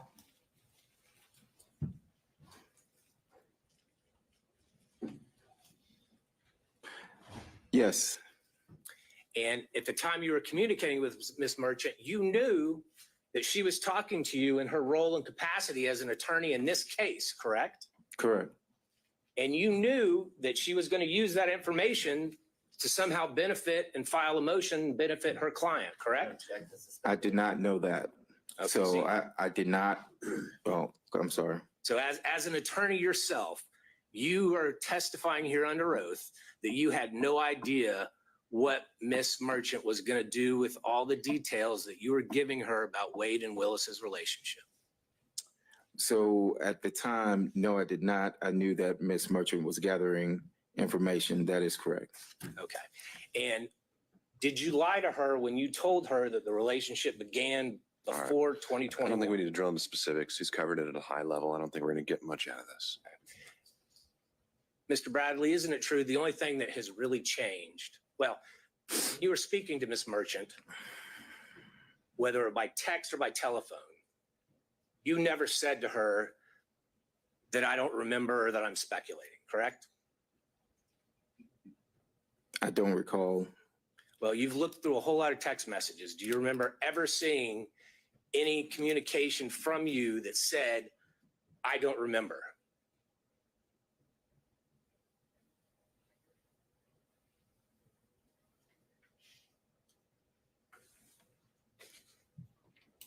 You're just toast. Yeah, through the messages that I don't have all the messages in front of me, but no, I don't recall if I ever said I don't remember. Do you recall seeing any text messages where you replied to her or gave her details where you said, I am speculating about this detail? No, I never used the word speculating. No.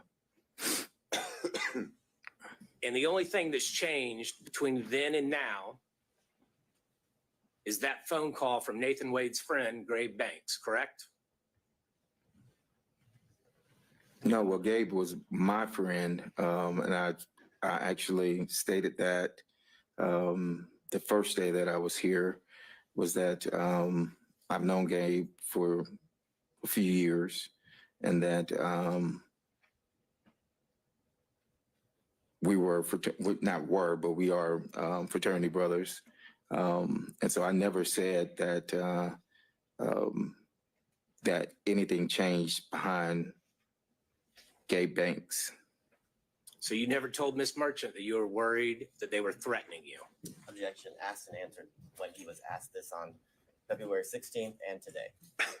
Mr. Rice, we've covered this. And just to be clear, you didn't attend college with Mr. Banks, did you?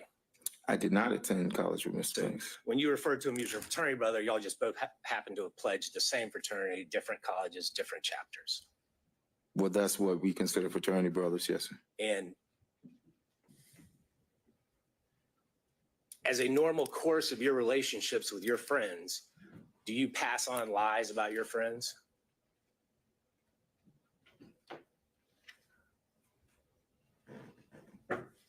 Have I passed on a lie about a friend?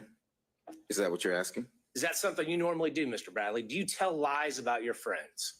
Have I told lies about friends? I could have, I don't know. Do you tell lies about your friends about a case of national importance? Objection as to, All right, overruled. I could have, I don't know. Mr. Bradley, I notice you're not looking at me. I'm looking at you on the screen only because I was accused of, and I did the same thing to Mr. Sadow when he was on the What's the screen. next question, Mr. Rice? No further questions, Judge. I think it's clear. Thank you, sir. Mr. He Gillen. said, I think it's clear that Meatball is a liar. Good afternoon, Mr. Radley. A few questions.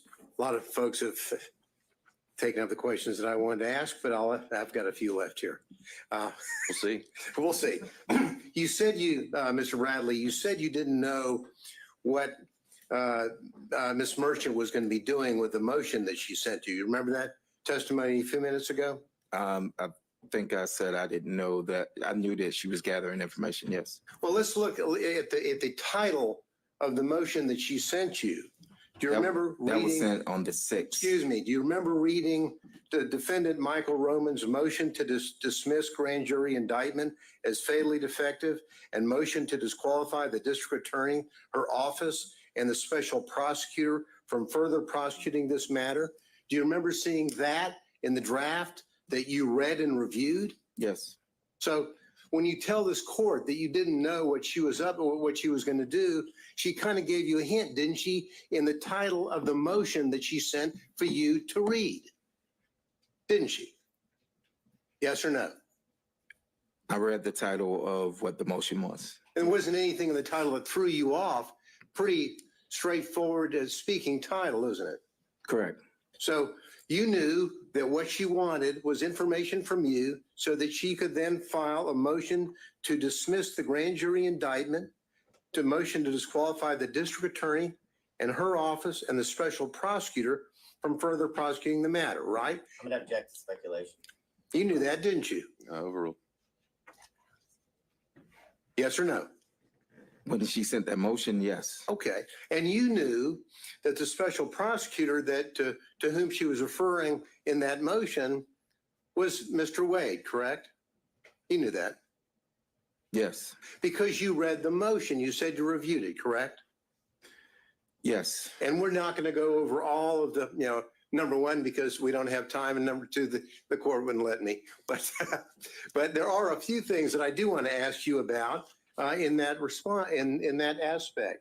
Now, in that motion that you said you reviewed, on page 6 of that motion, well, on page 5, it starts off with, how do we know this? And there's a question mark. All right. You're saying. Yeah, Mr. Gillen,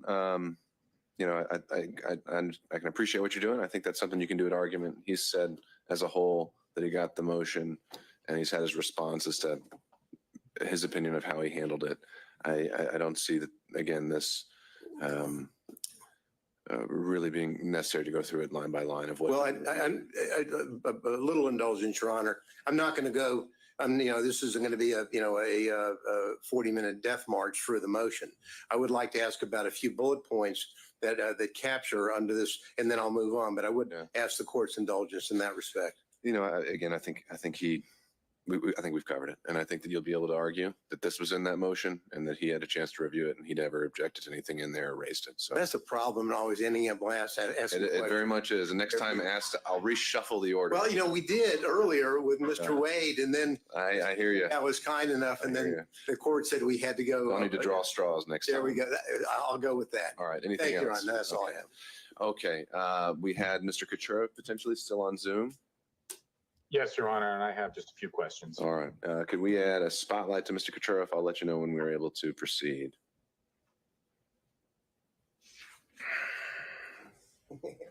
Judge, before he starts, can I take a 5-minute restroom? It's been Absolutely. 2 hours. Yeah, we've been going 2 hours. So let's come back at 4 o'clock. I'll also note for the record that we received a notification from Mr. Cromwell on behalf of Ms. Latham, and he said he was waiving her presence. And I don't know if he later decided to join us by Zoom, but I don't think he was electing to log in. So after Mr. Kucherov, just in terms of timing, Mr. Abadi, do you have any expectation of how long your, if any, questioning would last? I don't imagine my question would be very long. Okay, well, let's get back in at 4 o'clock. Mr. Bradley, you can just step out of the jury room. Okay, so they're going to take a 7-minute recess. And while they do that, I have some information that I wanted to share with everybody. They may already be back. So let me fast forward it. No, they're not, because what I had done was I had stopped it a couple of times, if you guys may remember. And so I was trying to see if perhaps they had come back. Let me come over here and talk to you guys. But there's some information that I have that I found out was very troubling, comical, but troubling at best. And that was dealing with the coverage that I've been taking care of for the young lady that is definitely skating now, based on the information that I've been able to see. To me, just as a layman, it looks like the Dalton city mayor is running on. She's like following behind the RICO. And the reason why I say that is because this gal has now employed the majority of her family, as well as several friends. And I was peeping around last evening, pretty late, and found a great deal of information, things that were coming out of her own mouth. It's amazing the stuff that you see when you start plundering around different of these social media apps. A lot of these social media apps have been the lifeblood and the death of people as well, because sometimes you can, excuse me, welcome, Sandy. Sometimes you can go on there and you can say things thinking that, there's not a problem in the world. And then other times you can go on there and you do nothing but create havoc for yourself. And I believe that's what she's done. So there is a clip, several clips that I put together last night, early this morning, for everybody to see. And when I tell you this gal has more problems than not, I know that I'd love to separate it from here and share it with you. But what I think I'm going to do is just go into it and show it. And then once this is uploaded, after they come from break, obviously we'll have to come back to this. But I'm thinking that what I'd like to do is go on ahead and share some of it with you. And then I'll exegete that out, or I'll clip it out, cut it out later, and then make it its own video. But just for the sake of, having nothing going on, I can do that. Or I could also look at some of the newest news briefs that have come up since we've all been here, which is what is important for us to do. And here's why I say that, because they're sticking this stuff on, and we are totally disregarding all the other stuff that's going on. There's one big story. I don't think I want to put that here, but let me just read it to you, and you guys let me know, should I make this into a second video as well? I believe that I should. So let me give it to you guys. Hold on just a moment. There it is. All right. Here it is. There's a couple of stories now. Now, it's dealing with the U.S. federal law enforcement documents. Some of them have been revealed. And in the revelation of these documents, the article states, the communist Chinese government has been flooding the United States with illicit gun parts as a part of its disintegration warfare strategy. It is employing against American citizens, armed, or it's aimed at tearing the country down from the inside out, which is what a lot of us have already been saying. Now, this comes from a book that's been written by Peter Schweitzer. He's the Breitbart News's contributor, and this is a book that he's written. But in this book, he's referencing all of these documents, the law enforcement documents. And it's quite troubling, because in the book, it's called Why the Powerful Turn a Blind Eye While China Kills Americans. Schweitzer reveals how Chinese companies, which are heavily regulated by Chinese government, are flooding the United States with auto sear switches. Now, They're small metal devices, is what they are. They're also known as Glock switches that can convert handguns into machine guns. They are illegal for most gun owners in the United States, but they're being shipped in boxes by the thousands from China. This is what Schweizer reveals. He goes on to say that, as with fentanyl, the Chinese government is sending the auto sear switchers to sow chaos and death in the United States as a part of a disintegration warfare strategy. This strategy focuses on the Chinese leader's words going after the United States, quote, soft underbelly, in the term of politics, economics, and the spirit of psychology of its people. Now, it's based on the accident, or excuse me, I'm wearing the old glasses today, but it's based on the ancient Chinese teaching of Sun Tzu's teaching on how to win a war without fighting.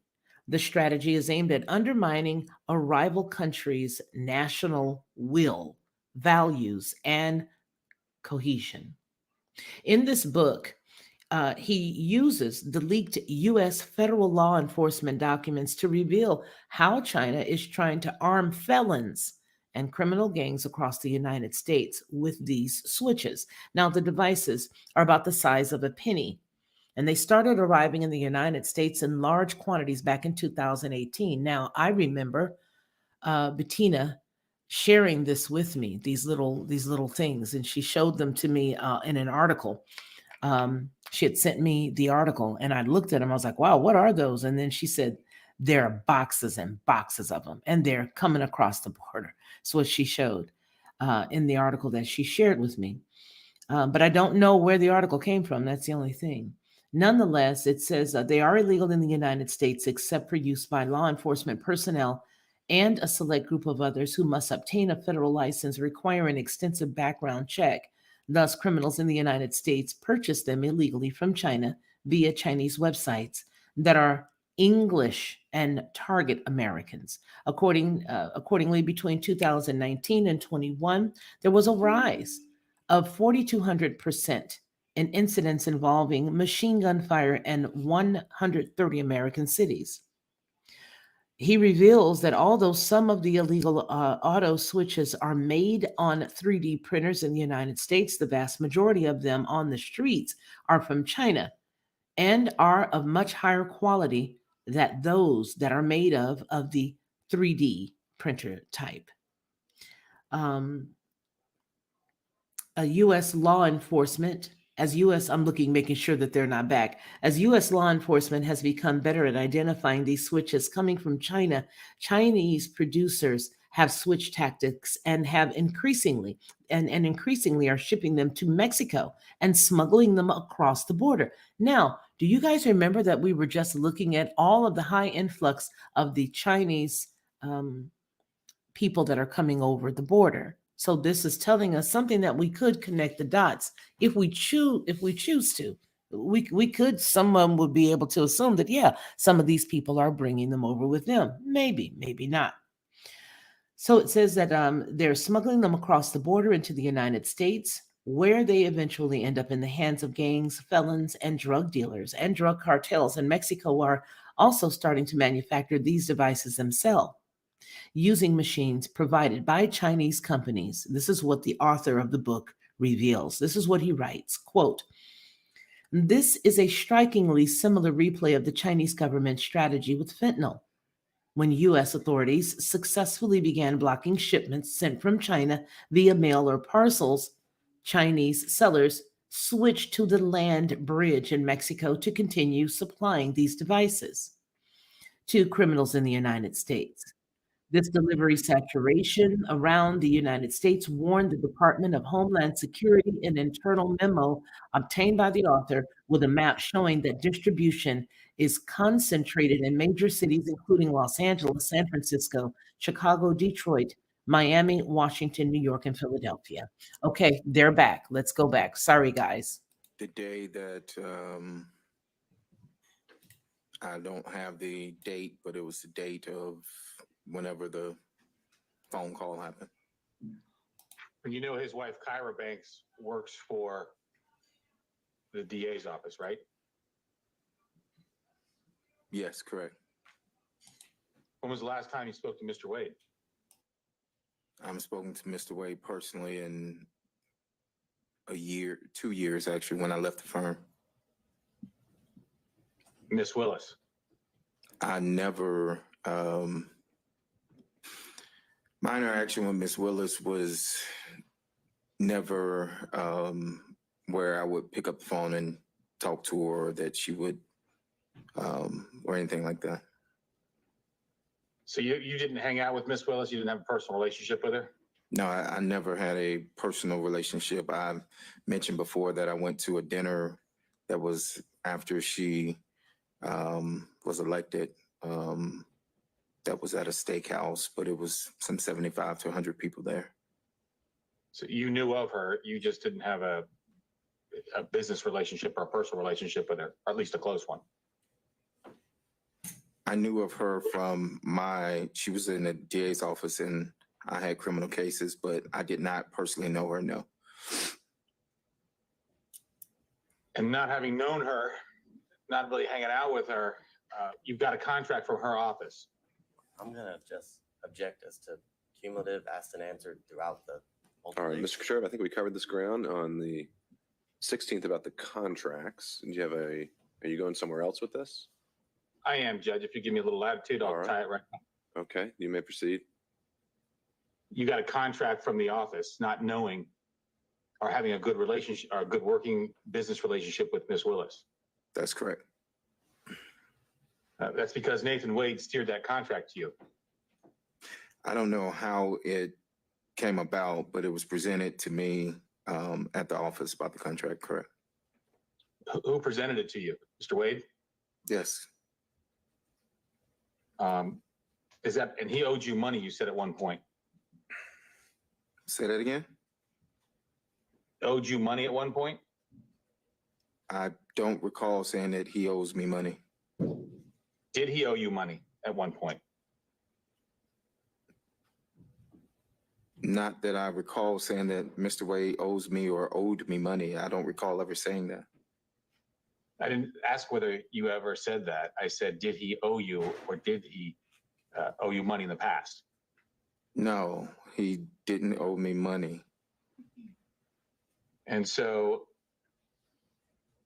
he steered this contract to you, to your office, and you weren't really talking to him? You hadn't talked to him for 2 years? The contract was in 2021. I didn't leave until 2022. So you didn't talk with him that whole time? I left in 2022. I haven't really spoke to him since 2022 is what I stated. When I left June of 2022, around June, August dates of 2022. Other than one last question, other than your attorney, who did you speak with today about giving testimony in this case today? I spoke to my attorneys, Charles Graham and BC Chopra. And I have nothing further, Your Honor. All right. And again, I'll just double check to make sure. Did Mr. Cromwell ever join us by Zoom? Do we? Still having technical issues. He did email me saying he has no questions. It appears that all relevant questions were asked. All right, thank you. So just for the record, Mr. Cromwell has been apparently watching the proceeding. He had waived his client's presence and didn't have any other questions as well. So turning it over to Mr. Abadi. And I have no questions. All right. Mr. Bradley, you can step down. Thank you, sir. Judge, you want these exhibits? Yeah, I'll take this one. They're not-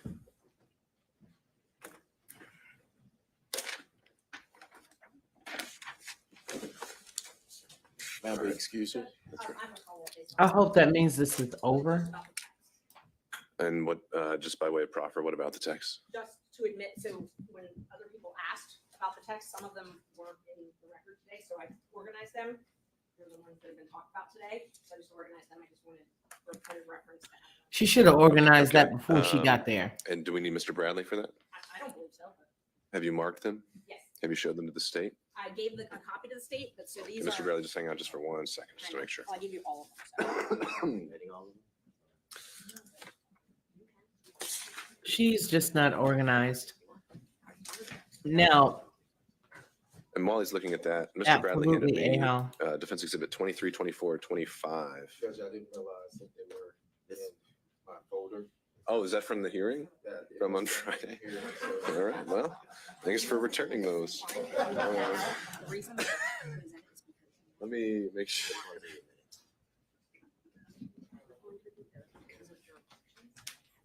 Is he making his determination today, or do we have to wait for that again? Okay, so I've got 23, 24, 25. Anything else in your binder? All right, good. Okay, and have we come to any conclusions on, what, I'm sorry, how did you mark it? I marked it, I think we're up to 39, surprisingly the same. All right, Defense Exhibit 39 is tendered and admitted without objection. Well, no.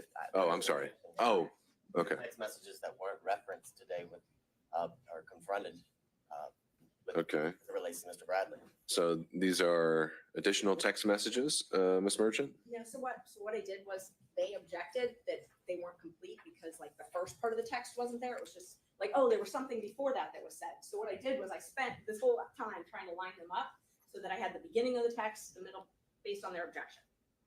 They have all the text. They can admit all of them if they want them complete.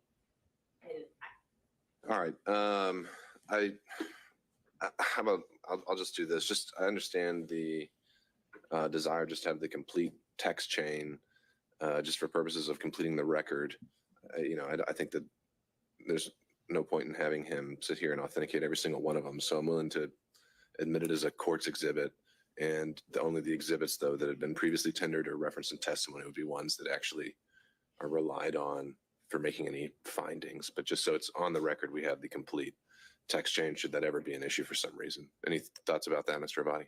My only thoughts are this is not the complete text chain. I was Yeah. able to briefly look at Ms. Merchant's phone when she allowed us to have it for a Okay. couple of seconds, minutes, and there are text messages I know that I saw that are not in what is purported to be State Exhibit 39. Okay, all right. Ms. Merchant, what about that?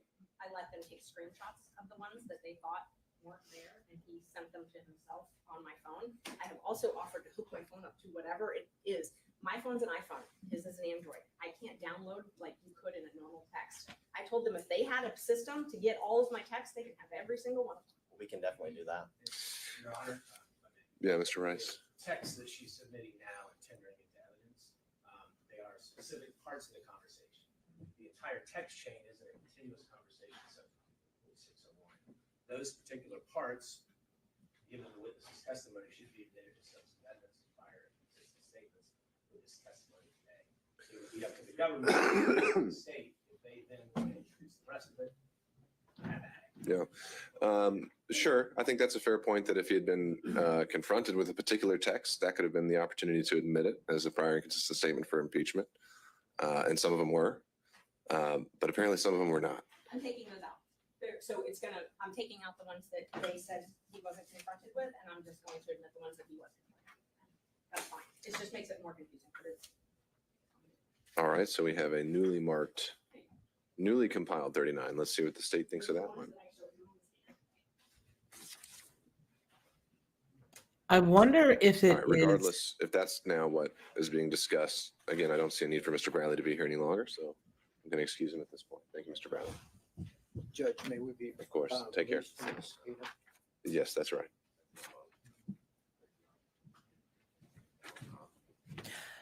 I'm wondering again, and it may be naive of me to figure if he is going to make his ruling today, which would be outstanding since this circus has been dragging out for so long. It would be awesome to know. We're coming up on March 5th. I think it's the 5th. And they're going to be voting out there, I think. I think it's the 5th.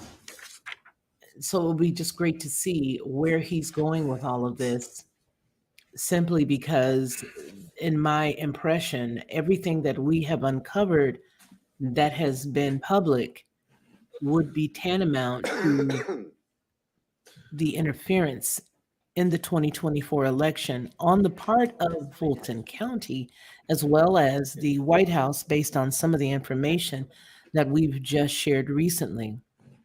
And by that, I mean the placement of Mr. DeSantis there in Fulton County, and his So- So where are we significance with Defense Exhibit 39? in Might be helpful. in So we're Washington talking as a about having in whole. front of him with all of these. Right, I know. So exhibit 26, I put in so that. So for us to find someone of his caliber working Sure.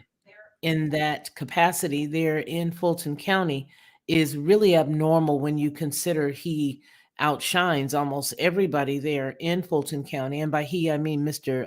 DeSantis. And as Mr. DeSantis has worked with everyone from the Clinton administration for the past several years, he's worked with large, big names in politics. I just find it quite curious that someone like that would be in Fulton County. And if he's there, there has to be an expressed purpose. Another thing that needs to be, tied together is the visits that both Fani and Wade made to Washington, D.C., the White House in particular. These are things that allow me to make the statement that I just did when I said that that is tantamount to election interference. Just were from him in between Ms. Merchant or the context of him. I think that's the problem. When you don't, for example, if the state was to provide, I guess, just a specific text chain from a cell phone extraction, there would be an objection because the state would be making the determination as to what is relevant. What do you Really, all guys the think about information that? should be turned over, and it's for the parties to object and Your Honor to determine which parts of the conversation are relevant or not. I don't have all of the conversation. The conversation starts in September, and then so there's a few text messages from September, and then we jump to January. Ms. Merchant has determined that jump in between is not relevant. That's not appropriate. It's for Your Honor to determine what's relevant and not. And I can't make an objection as to what I don't know. I can tell you what I've read. It seems as if there are definitely parts that are missing that would make certain parts of the text message she's attempting to admit that she didn't confront the witness with would be my objection. But only the relevance can only be determined if we have the full chain. So she's determined which ones are relevant. That's your job. Sure. So didn't she just try to do the full chain as an exhibit just a moment ago? No, we don't have the full chain. The full chain is text messages that begin in September and continue down. That's not contained in that entire package. They're on her phone. Okay. She'd like us to do it in extraction. That's just that chain. All right, We have to do Ms. that with Merchant, technology. and then I'll, Mr. Gillen. Yeah, not a problem. And I offered that when we were here before, and I was told we didn't have that technology. But let me just go through them one by one. It might be easier. I was trying to just. Oh, please don't You do can just that. hand them to me. So the first. Just hand them to me. I can read them. And Miss, and I marked them all separate. while I'm reading them, Mr. Gillen, what did you have to add? Great point, Your Honor. Apparently, Ms. Merchant has allowed the state to take screenshots of what they now contend will be the larger perspective on, and I disagree with them about the rule of completeness, but it's their job when something is admitted that if they have an objection because the context is not appropriate, they then move. And the state should move the rule of completeness, the admissibility of the other emails chain that they had. So the real issue here is their failure to comply with the rule of completeness once they have the material from the last hearing that they could screenshots of. Well, isn't that what he's doing now? Because now they're being tendered? I don't think that he is. I mean, it seemed to me that what was happening here is this Ms. Merchant had tried several different ways to get it in. She wanted everything in, and they objected to that. And she wanted the segments in that had been, the witness had been asked about, and that's what she's trying to do. My point is that if they're, at the time of frankly, of moving under the rule of completeness is at the time of the tendering. If they want to tender something to show that it should be included to be complete, that's on them, Sure. not on Ms. Merchant. All right, Mr. Abadi, last point here. So I had a very limited time with Miss Merchant's cell phone. I only had time to literally find one part of the text message to then send to myself before Miss Merchant demanded her phone back. So I did not have the opportunity to screenshot every act or every missing part of the conversation. Are So that they it seriously was Mr. arguing Gillen this? is saying that should be done, but it can't be done if I don't have the information. So you don't have the complete packet, and There are many of the text message screenshots that you have printed out that were not used to confront Mr. Bradley or refresh his recollection. So they're inadmissible evidence. If anyone missed the opportunity, it was the defense counsel Sure. to confront him. All right. I don't think we need to go back and forth any further. Ms. Merchant, you've offered, you said, to print out a complete chain of every text exchange with Mr. Bradley since you began corresponding with him. I'll give you the chance to do that, and you can follow up by email with that exhibit. It would be the complete chain without any deletions or removals, and we'll have that marked as Defense Exhibit 39. Judge, I And- have got to respond though. In court There you go. Friday at 1:57, when Mr. Abadi texted himself the screenshots, I literally wrote him, "Do you want any other screenshots? I have nothing to hide. You can download my phone if you want." So All right, we're done. Okay, so I'll wait back to hear from y'all on Exhibit 39. And is there anything else to take up before we discuss Friday? Just kind of throwing it open to the floor. Seeing none. I believe I'd asked and put it out there among defense counsel to be considering how they would like to organize their arguments on Friday. Has there been any decisions reached on that? we have a meeting tomorrow to determine that, Okay. and I can email the court when we're done with that. But we are going to make it as efficient as possible and break it up. Break it up in terms of like subject matter or something like that? If there's time limits. Yeah. imposed on the defense at large, Yeah, let that's us know. that's the idea. Okay. Tell us what that'll be, and then Well, I'll start with, what is it that you're asking for? We'll start there. Just kind of curious. that's an interesting. Well, I don't think Yeah. we can answer that right now. Number one, the court said, look, if you divide it up, then we can go with that. Or if you can't divide it up, then I'll give each defense counsel a specific period of time. Tomorrow, we'll find out when we meet whether or not we can divide it up in a way that serves the interest of our respective clients. Hopefully we can communicate with the court. Okay, I'll just wait to hear from you. To the point of, I think the state recently filed their own motion to, I think it formally said to reopen the evidence as to another witness. I only got to read it very briefly, or I don't know if that was just saying in the alternative, we'd like to reopen the evidence. I don't know, maybe someone can clarify that, but my thought there and what I think we ought to do Friday and what I would like to do on the issue of the cell phone analysis and this other affidavit filed by the state today is that both parties, any party rather, can make whatever arguments they want based on a proffer, any counter arguments they want to make based on a proffer. They would not be admitted into evidence at this point. And at this point, I need to start hearing the arguments in the law and what we've heard so far. And if I think I'm able to reach a ruling based on that, I will. However, if I think that the proffer is going to make a material determinative point, we can reopen the evidence at that point. But just the bottom line is on Friday, I do, the intention is that we're still sticking with argument, but the parties are free to address some of these issues that have been brought up post-hearing if they'd like to. You haven't- Your Honor, excuse me, Whoa, sorry. let me start with Mr. Sam. I'm alive and well with a quick question. All right. That suggests that we do not have to have a witness present on Friday for the cell phone rep, correct? That's right. Friday would just be argument, and counsel can proffer why they think it's significant. And if once I've heard the law and the argument of counsel, I decide that that is going to have some material bearing on the outcome, then we can reopen the evidence and have it properly admitted and authenticated and subject to cross-examination. Thank you. Okay. Ms. Merchant. I just wanted to know if the court wanted us to focus our arguments on anything. If you have any questions you wanted us to try and answer. Well, actually, I think what I'm more likely to do is more along the lines of what I suggested before, is give y'all a time block and you use the time however you think is more effective, what you think is your strongest argument. I don't, a lot has been covered, and there's a lot in the motions that weren't covered during the evidentiary hearing that I would plan to rule on at the same time as well. So I leave that to you. All right, thank you. Mr. Gillen? Your Honor, I know we have other motions to hear on Friday. Oh, we do? I thought we did. I just said disqualification as a whole. So if you have arguments about forensic misconduct, about anything like that,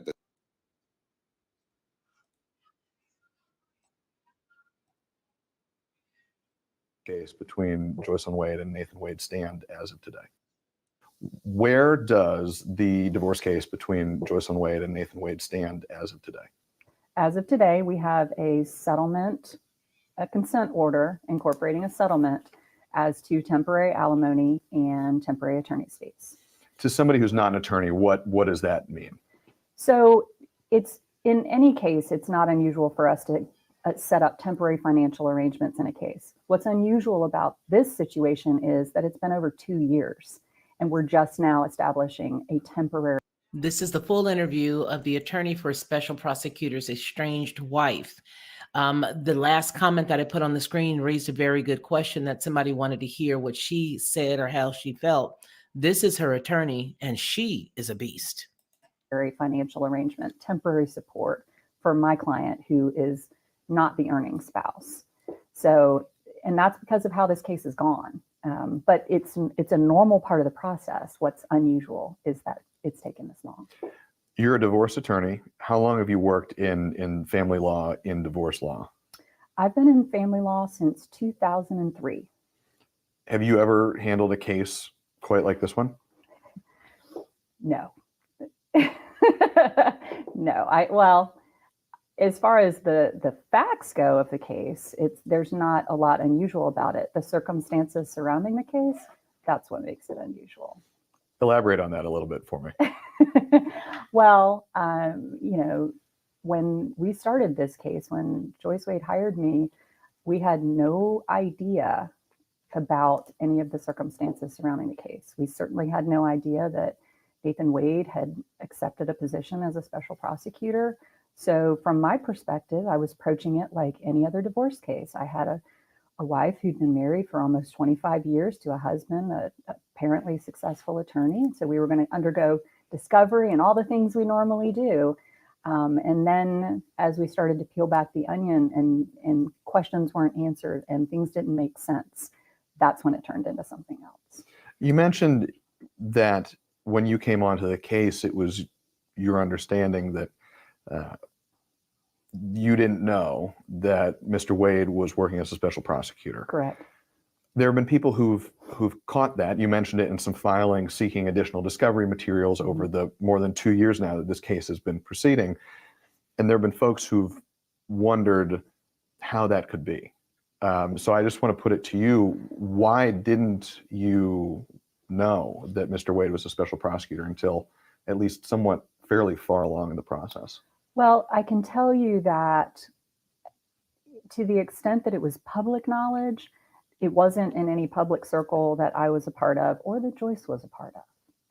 And we did not actually learn that he was the special prosecutor until around the time that the indictments came out. And in discovery, we ask about sources of income with specificity, and the answer that we received repeatedly was Nathan J. Wade, PC. So we didn't have any information, objective information that would tell us anything about that until it became a source of public information. And that's when we started down the hole of trying to get information with regard to his income. Those were the things that weren't making sense. He didn't seem to have very much in the way of income, but he seemed to have a lot of money at his disposal. And when we learned this, that's when we started doing subpoenas to Fulton County and open records requests to figure out what on earth is going on. You mentioned something that I want to kind of circle back on, open records requests and the subpoena. I think the divorce case really got dragged into the national spotlight when you subpoenaed Fulton County District Attorney Fonnie Willis to sit for a deposition in this case. And I want to spend a little bit of time talking about that. And let's start here. DA Willis tried to quash that subpoena. There was a hearing. The judge stayed the subpoena at the time. Before that hearing, DA Willis filed a motion in response trying to quash the subpoena. And she wrote that your client was using the legal process to harass and embarrass the district attorney. And I'm quoting here, she said in her filing that doing so was obstructing and interfering with an ongoing criminal prosecution. What did you make of that when you read it in her filing? I was astounded that she would make that type of assertion against an individual, another member of the bar. I understand intellectually what she was trying to do, but I don't take too kindly to people threatening my clients or myself. And that's what it felt like to me. It went too far. You took it as a threat of criminal prosecution. Correct. That if we proceeded with this deposition, that we would be prosecuted criminally for it. That's how I took it. Did you raise that concern in a response filing of your own? Did you ever hear a response from DA Willis? So the purpose for me sharing this with you guys is because this is very telling. This interview sort of went under the wire. A lot of people may have seen it, but it went under the radar.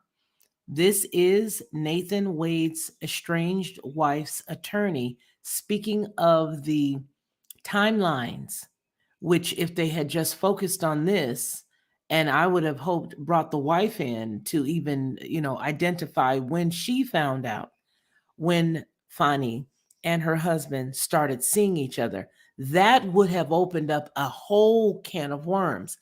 Don't forget the main purpose of Fani Willis going after the wife, stating that she was going to be, intervening in a trial or in a case. That this was a very pivotal reason for her saying this. Fani knew that if the wife got up there and had her to speak in their divorce proceeding, that she would have to tell the truth, because now she would be faced with the wife who had a timeline, a firm date of when she found out that her husband was dealing with her.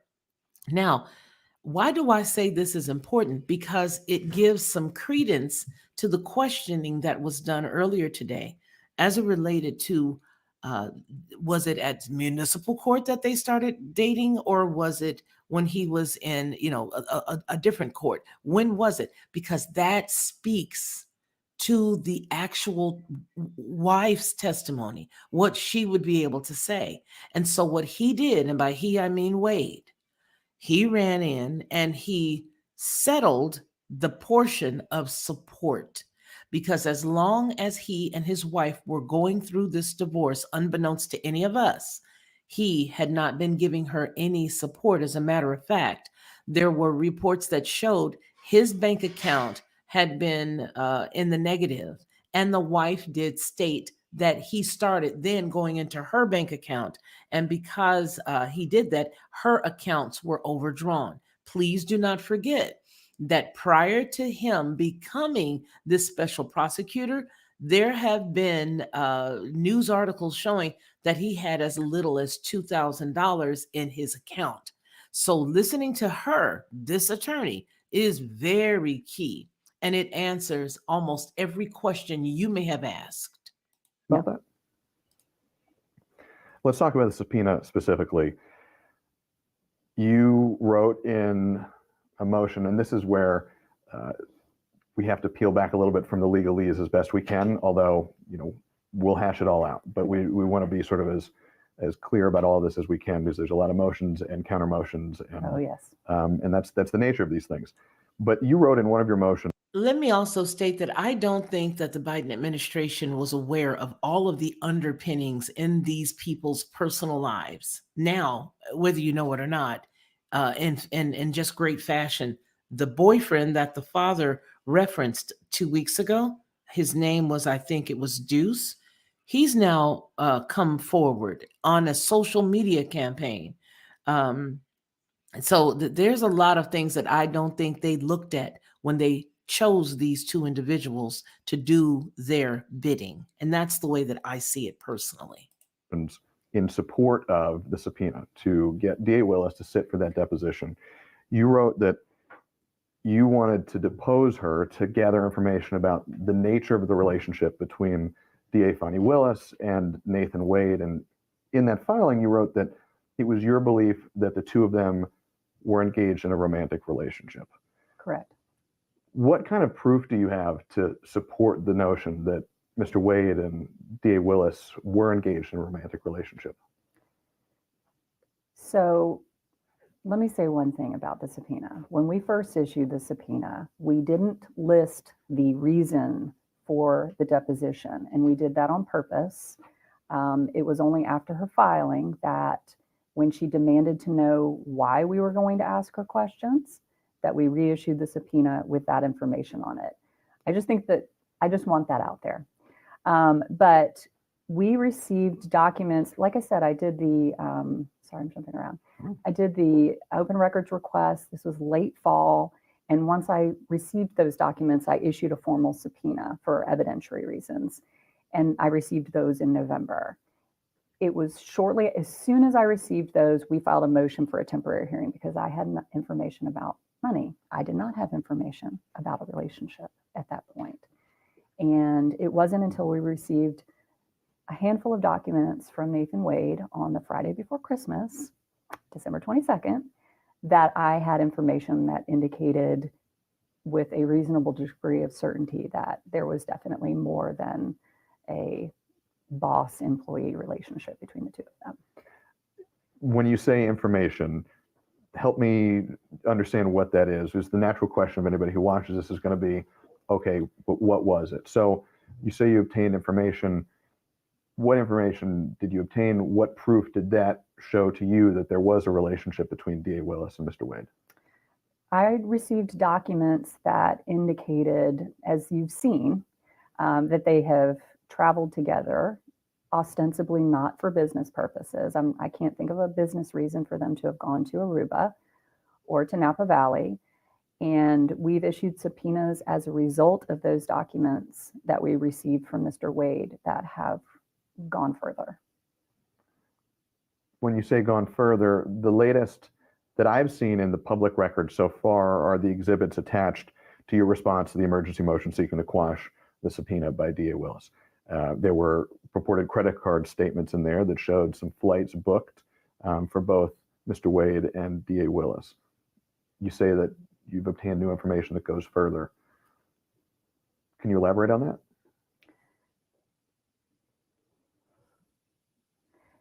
I don't know if I should at this point. We have, let me answer it this way and tell me. We have issued subpoenas based on specific items contained in those documents, and we've received information back that gives more detail with regards to what we learned in those credit card statements. Can I actually show you, and maybe you can help me understand the credit card statements better? I have them here. And sometimes I'm a visual learner sometimes. Absolutely. And one of the things that I noticed is that the credit card statements themselves show flights to San Francisco and Miami booked on behalf of passengers named Nathan J. Wade and Fonnie Willis. But you, in your filing and in our conversation here, have also mentioned trips to Aruba and other places. Can you point to where in these credit card statements those pieces of evidence come up? I don't think that the Aruba trip is actually in these credit card statements. It was a part of the cruise that they went on, the Royal Caribbean cruise that's in here. They flew in and out of Miami, and from Miami they flew to Aruba. Okay. And it's your belief that that was a romantic getaway? Yes. Did Joycelyn Wade have a sense that, I can take this back from you. Did Joycelyn Wade have a sense that this was happening? She did not.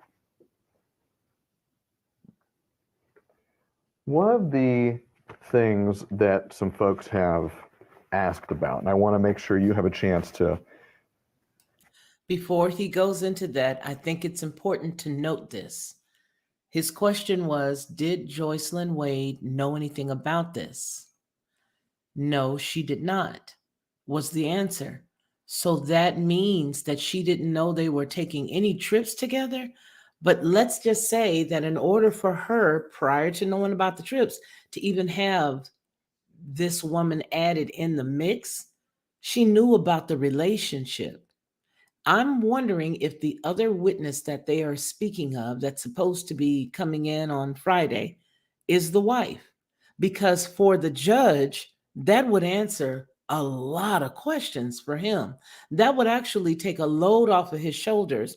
He seems to be a young man that, you know, wants to do the best job that he can. He's young enough to have a long career ahead of him. And unfortunately, if he decides that he wants to start dipping in the pool of water that makes him marred or the murky waters, he's going to have a hell of a life ahead of him because they're going to use him every chance that he gets. And if that's who's coming on Friday, which we don't know, I don't know, I'm just speculating, guessing, that would be a heck of a load off of his shoulders. Please keep in mind that this video that we're watching right now came out right before Nathan Wade decided to give the wife the money, which is all he had to do in the first place. So let's just go on ahead and let's hear the answer to the question he's posing. Elaborate on it however you choose. There's a timing question.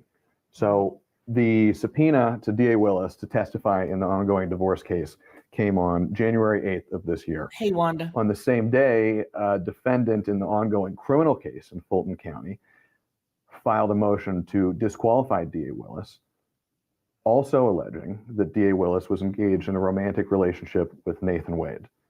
So on the same day, two separate allegations of the same romantic relationship. There are those who've wondered whether you coordinated efforts with anybody who's seeking to disqualify DA Willis from the criminal case in Fulton County. To those people, what would you say? I would say absolutely not. We didn't know about a potential romantic relationship between Nathan Wade and Fonnie Willis until immediately before Christmas. Okay. When we came back Okay. after the first of the year, we prepared and issued So the they did subpoena. not We were have any actually trying to idea. serve her the week before, and we were not able to perfect service. We finally perfected service on the 8th, which I understand. I've learned since that because this question has been asked of me, that apparently that was a deadline in the criminal case for filing motions. I had no idea about that. Okay, so this is good to note. The wife didn't know. They had no clue. She sort of made herself pop up when this thing came up. By she, I mean Fanny. I do want to see if this is going to go into the information that's surrounding the, oh goodness gracious, it escapes me now. Let's just continue and maybe I'll think it up and stop again. Hold on. There certainly was no coordinated effort. What I can say is that adultery is not only a grounds for divorce in Georgia, but it's also a factor that the court considers in equitable division of property. So as soon as I received information indicating this potential relationship, I went after it. As for other people and the timing of when they did, what they were looking at, and where they got their information, I can't speak to that. A total coincidence. I don't generally believe in coincidences, but in this case, it literally happened on the same day. How has this case impacted Joycelyn? So Joycelyn she is an incredible woman. She's kind, she's sweet. She has some health issues that have gone untreated because she has not had access to resources to take care of herself. And needless to say, in the last few weeks, as all of this has gone on, it's taken a definite toll on her. She's definitely struggling. I know the terms of the consent order have not been made public. Is Joycelyn satisfied with the current outcome of the case? And I, that's a strange phrasing to say current outcome, but this is not a final disposition. Correct. Is she satisfied with where things stand now? I think that I can, without revealing any confidences, say that yes, she's very pleased with where things stand at the moment. Can you share anything about the terms of the current agreement?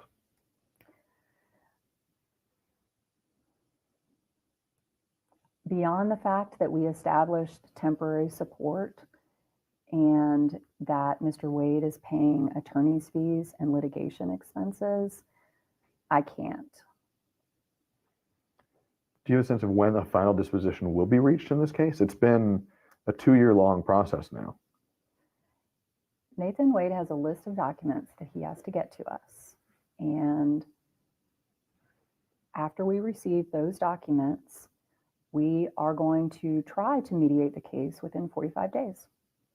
And if we are not successful, then we will proceed to the next phase of litigation. I want to circle back to kind of where we started here. As you jogged something in my mind there when you mentioned kind of the 45-day time frame. As of this point, DA Fonnie Willis has not given sworn testimony in the divorce case, correct? Correct. The most current order on the matter is a stay from the judge in this case. Yes. Do you foresee a scenario in the future where you would renew your efforts to get the district attorney to testify? I do foresee a scenario in which I would renew those efforts. What would that look like? What would require you to get to that point? So the next step, the judge wants to hear testimony from Nathan Wade. The next step, if the efforts in the next 45 days or so are not successful, would be to depose Mr. Wade. And depending on the answers that I get in that deposition, I would then make a determination as to whether or not to proceed with revisiting the issue of the deposition of DA Willis. You say depending on the answers you would get in that potential deposition, because again, if the 45-day mediation works out, there will be no need for that, correct? Correct. If you do get to a point where you pursue testimony from Mr. Wade, what information from his deposition would lead you to then seek more testimony from the district attorney? Oh, I have a lot of questions. Yes, for Wanda. Mr. Wade about his relationship with DA Willis, and more specifically, how he has dissipated assets as a result of that relationship. That's very relevant to what we need to deal with in the divorce case. There's a reason that I subpoenaed DA Willis before taking or trying to take Nathan Wade's deposition. And the reason that I did it in the first place is the reason that I think I'll need to ultimately. And what is that reason? Nathan Wade has not been forthcoming in this case. And we have jumped through hoops of fire to obtain the most basic information from him. Sometimes he has been, in my view, outright deceptive. And other times he's just playing games with information. And I wanted to go to a source that I had a more reasonable belief might possibly tell the truth. I want to end with two final questions for you. And I guess let's start with this one. Why, this is your first sit-down interview on this matter. I know you've spoken on the courthouse steps. I saw that interview. But this is the first time you're sitting down and having an extended conversation about this case. Why talk about it now? Listen carefully. I think that there's a lot of misunderstanding out there on many levels with regards to this case, what's gone on, what's going on now, what can be expected in the near future, even so far as there's a misunderstanding as to what the agreement yesterday was. And so it's important to me that the facts are clear and that the record is clear, not to talk in legalese. And speaking of legalese, I want to circle back to sort of the core component here one more time, just so it's crystal clear where your perspective is, because it has been a complex case. It's a long case. It's a big docket. Even for folks who are in the profession, I think they would say that this is a complex matter with a lot to track. The biggest question that surrounded all of this has been proof, has been how do you prove these allegations? And these are serious allegations, so that there is a romantic relationship between an elected official and somebody involved in both a long-term divorce case and a very high-profile prosecution. So I just want to put it to you one more time as clearly as possible. What proof do you have to support the allegation that DA Fonnie Willis and Nathan Wade had a romantic relationship? I'm not trying to be slick. I have documentary evidence that suggests to me that they absolutely are engaging in a romantic relationship. And I wouldn't be pursuing this line of question, this avenue of investigation, if I wasn't reasonably certain of that fact. I noticed the tense you use there is are engaged. In your view, this is an ongoing current relationship. Yes. I always say last question, but then something comes up. So I just want to. We do it in court too. I know. Well, you want to make sure. It's important to us that you have every opportunity to respond to anything and everything. Right. It comes down to a fairness issue. And so you mentioned you wouldn't be pursuing this line of questioning if you weren't reasonably certain of this. There are those who have said that. Why does this matter? It's tawdry. It's salacious. Why does this matter? Why does a potential relationship between these two matter to your case? To people who ask that question, what would you say? I would say what we just discussed a moment ago, that adultery is not only a grounds for divorce in Georgia, it's also a factor for the judge to consider or the court to consider in equitably dividing assets. The fact that it's become salacious, it's always tawdry in every case. The fact that it's salacious, I think, is because of the specific people involved in this case, which obviously we had no control over. But we need to figure out what's going on, and really, probably even more importantly, figure out what portion of this estate has been lost as a. Now, what's on the screen is she should sue the mistress for alienation of affection. Unfortunately, Georgia outlawed that a while ago. Now, it can still happen, I believe, in either North or South Carolina, and I believe that it can happen in Mississippi, but it can't happen in Georgia anymore. Boy, wouldn't that have been awesome for a lot of people. The result of this relationship. And that's where it really becomes relevant. So it's about the money. Well, at the end of the day, the judge said it. It's a math problem. And so ultimately, we are going to have to bring it down to numbers. But there are factual issues to discuss. A 26-year marriage, a stay-at-home woman. She worked while he went through law school. The fact that he's having an affair and doing some of the things that he's done before and during this case is highly relevant. And we have to go into that. You mentioned the times you felt that Nathan Wade was being deceptive, outright deceptive, I think was the language that you used in the efforts to obtain information from him. It seems particularly about financial information. Describe those deceptions. What are the concerns? What are you looking for, and what are you worried is being hidden? So I'll give a couple of examples. It's all a matter of record. We issued a notice of deposition, request for documents to his firm, Wade Bradley Campbell, and we received no response. Nathan Wade was the registered agent for Wade Bradley Campbell. No response. Wade Bradley Campbell was representing Nathan Wade in the beginning of this case. And they were the ones that were putting out these discovery responses that were completely barren of facts and information, basic information. The fact that we had to find out by watching the news, no offense, that what his current job was, it's ridiculous. And we learned it 2 years almost after this case had been going on because he wouldn't disclose it. He knew the information. He has a duty to seasonably supplement his discovery, and he just wouldn't do it.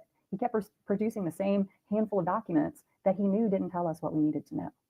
And as far as questions, he's answered questions in a way that I do not believe are truthful.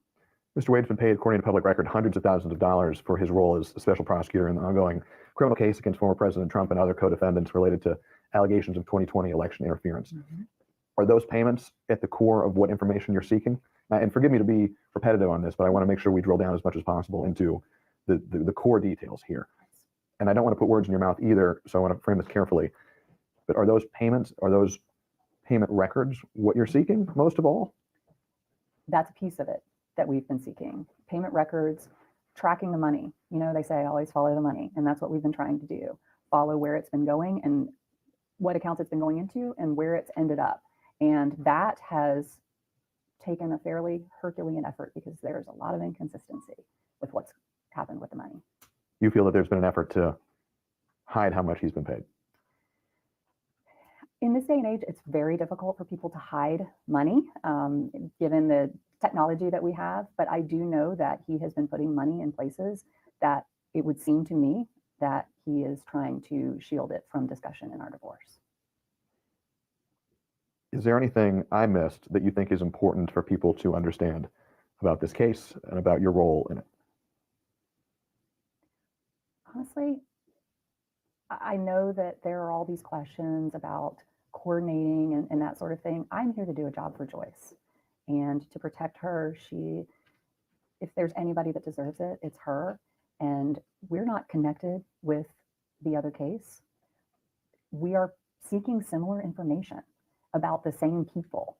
but for different purposes. And it's important to me that people understand that. I think that Joyce has gotten a lot of criticism for this belief that she's working with others involved in that prosecution, or that we are. And that's just not what's happening. Well, I thank you guys for hanging out. Thank you for hanging out with me. I really appreciate you for allowing me to indulging me to share that last video with you. I found it very important because it sort of let us see her side. And she's been such a lady in that we haven't heard her trashing anybody. Her daughter hasn't been trashing anyone.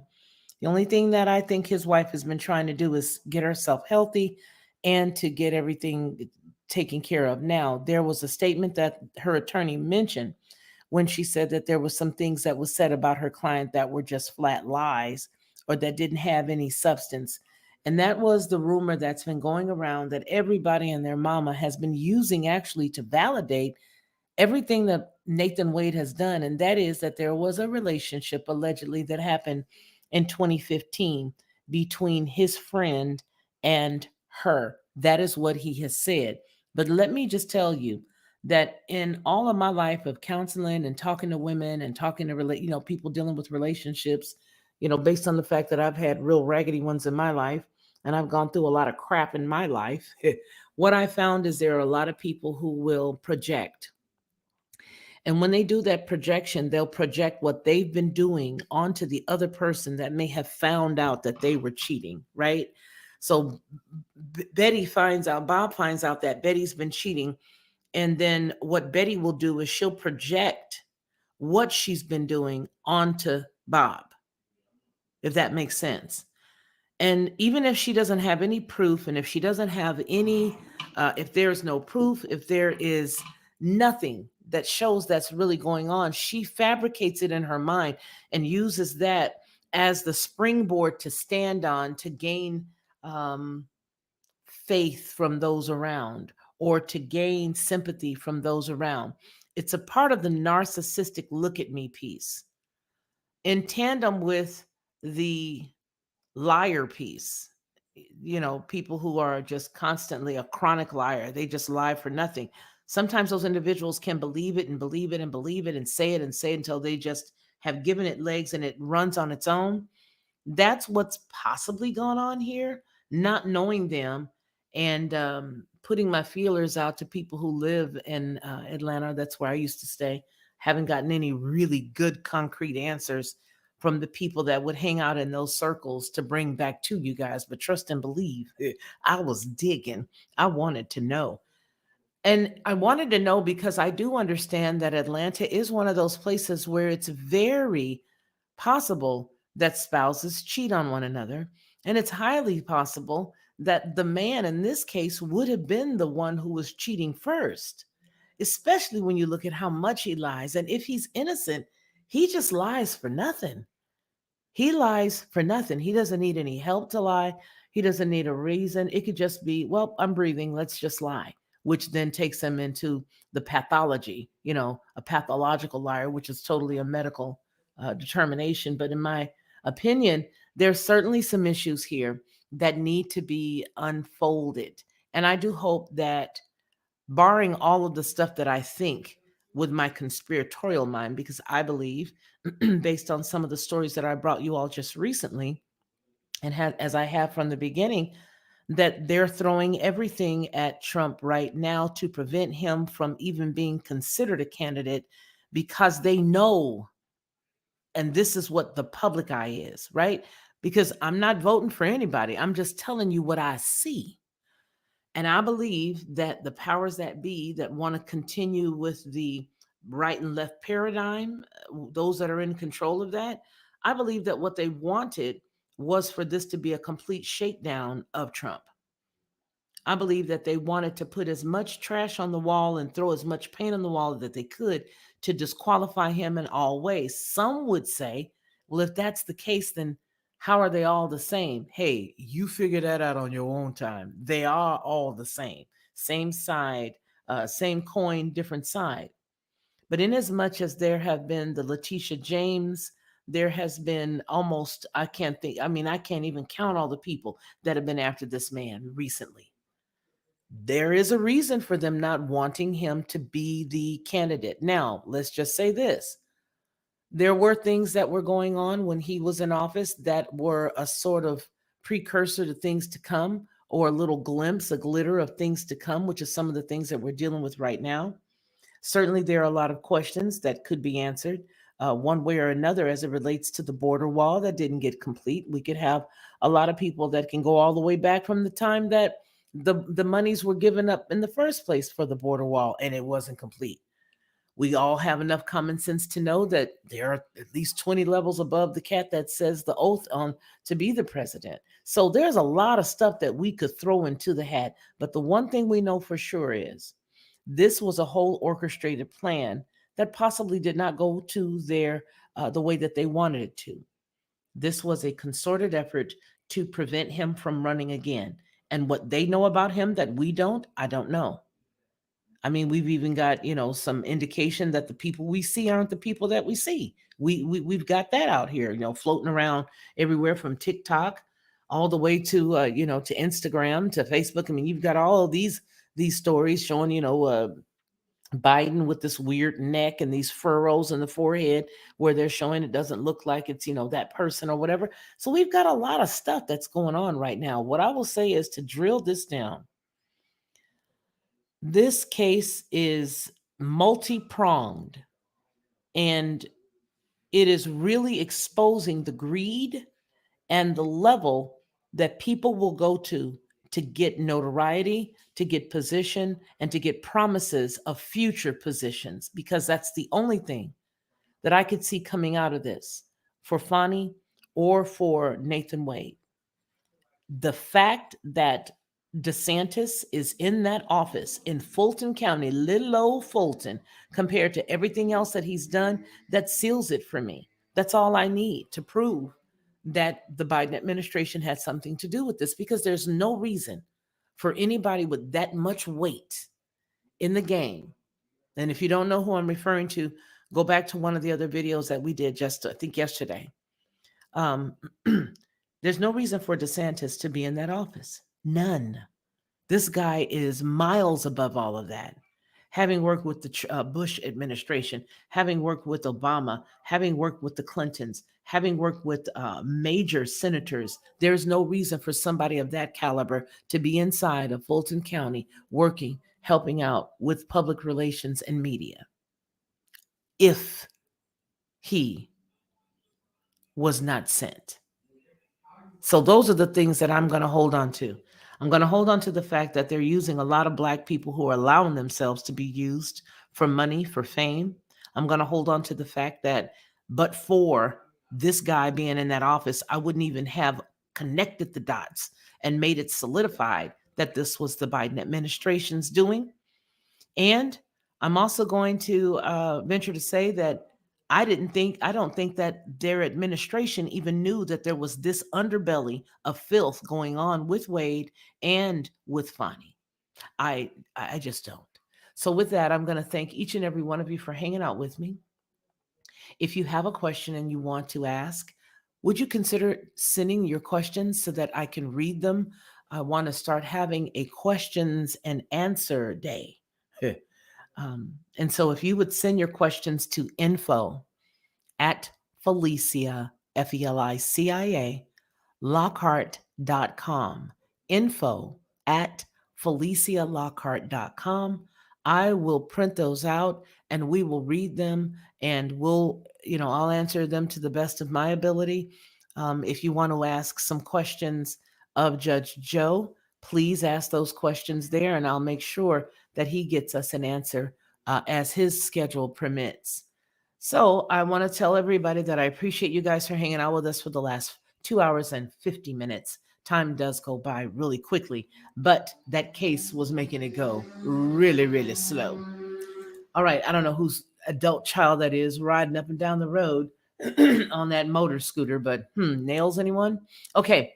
All right, you guys, y'all take care of yourselves, and make sure that when you take care of yourself, you turn around and you then pull somebody else up. Before we leave, let's give Judge Joe Brown's barbecue sauce a try. Hey everyone, it's me, Felicia, of the Lockhart Perspective and Headlines with a Voice. I want to tell you a little secret. This is what I used to do, because I don't do it anymore. I would go to the store, buy the barbecue sauce, pour it inside of a bowl, put a whole bunch of different spices, a dash of brown sugar, a dash of maple, and a dash of mustard, stir it all around, and everybody would be like, oh my gosh, this is the best, this is the best. But I was exhausted after all of that, and a lot of times I couldn't remember how many dashes of what I put in it.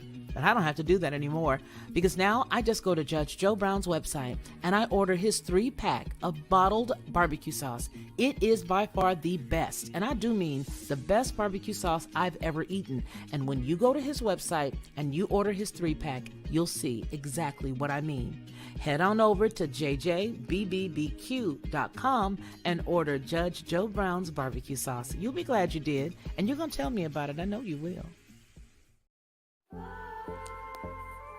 I've always been a unique person, you know what I mean? Sort of laid back in a way, but very adamant and very passionate about what I believe. I think a lot of times that sort of throws people off because they don't expect me to have the mindset or the process of thought that I do. And so when you come in to watch my channel, you may hear a myriad of thoughts and ideas that could be different from others. What I want you to do is just sit back, like, share, and subscribe.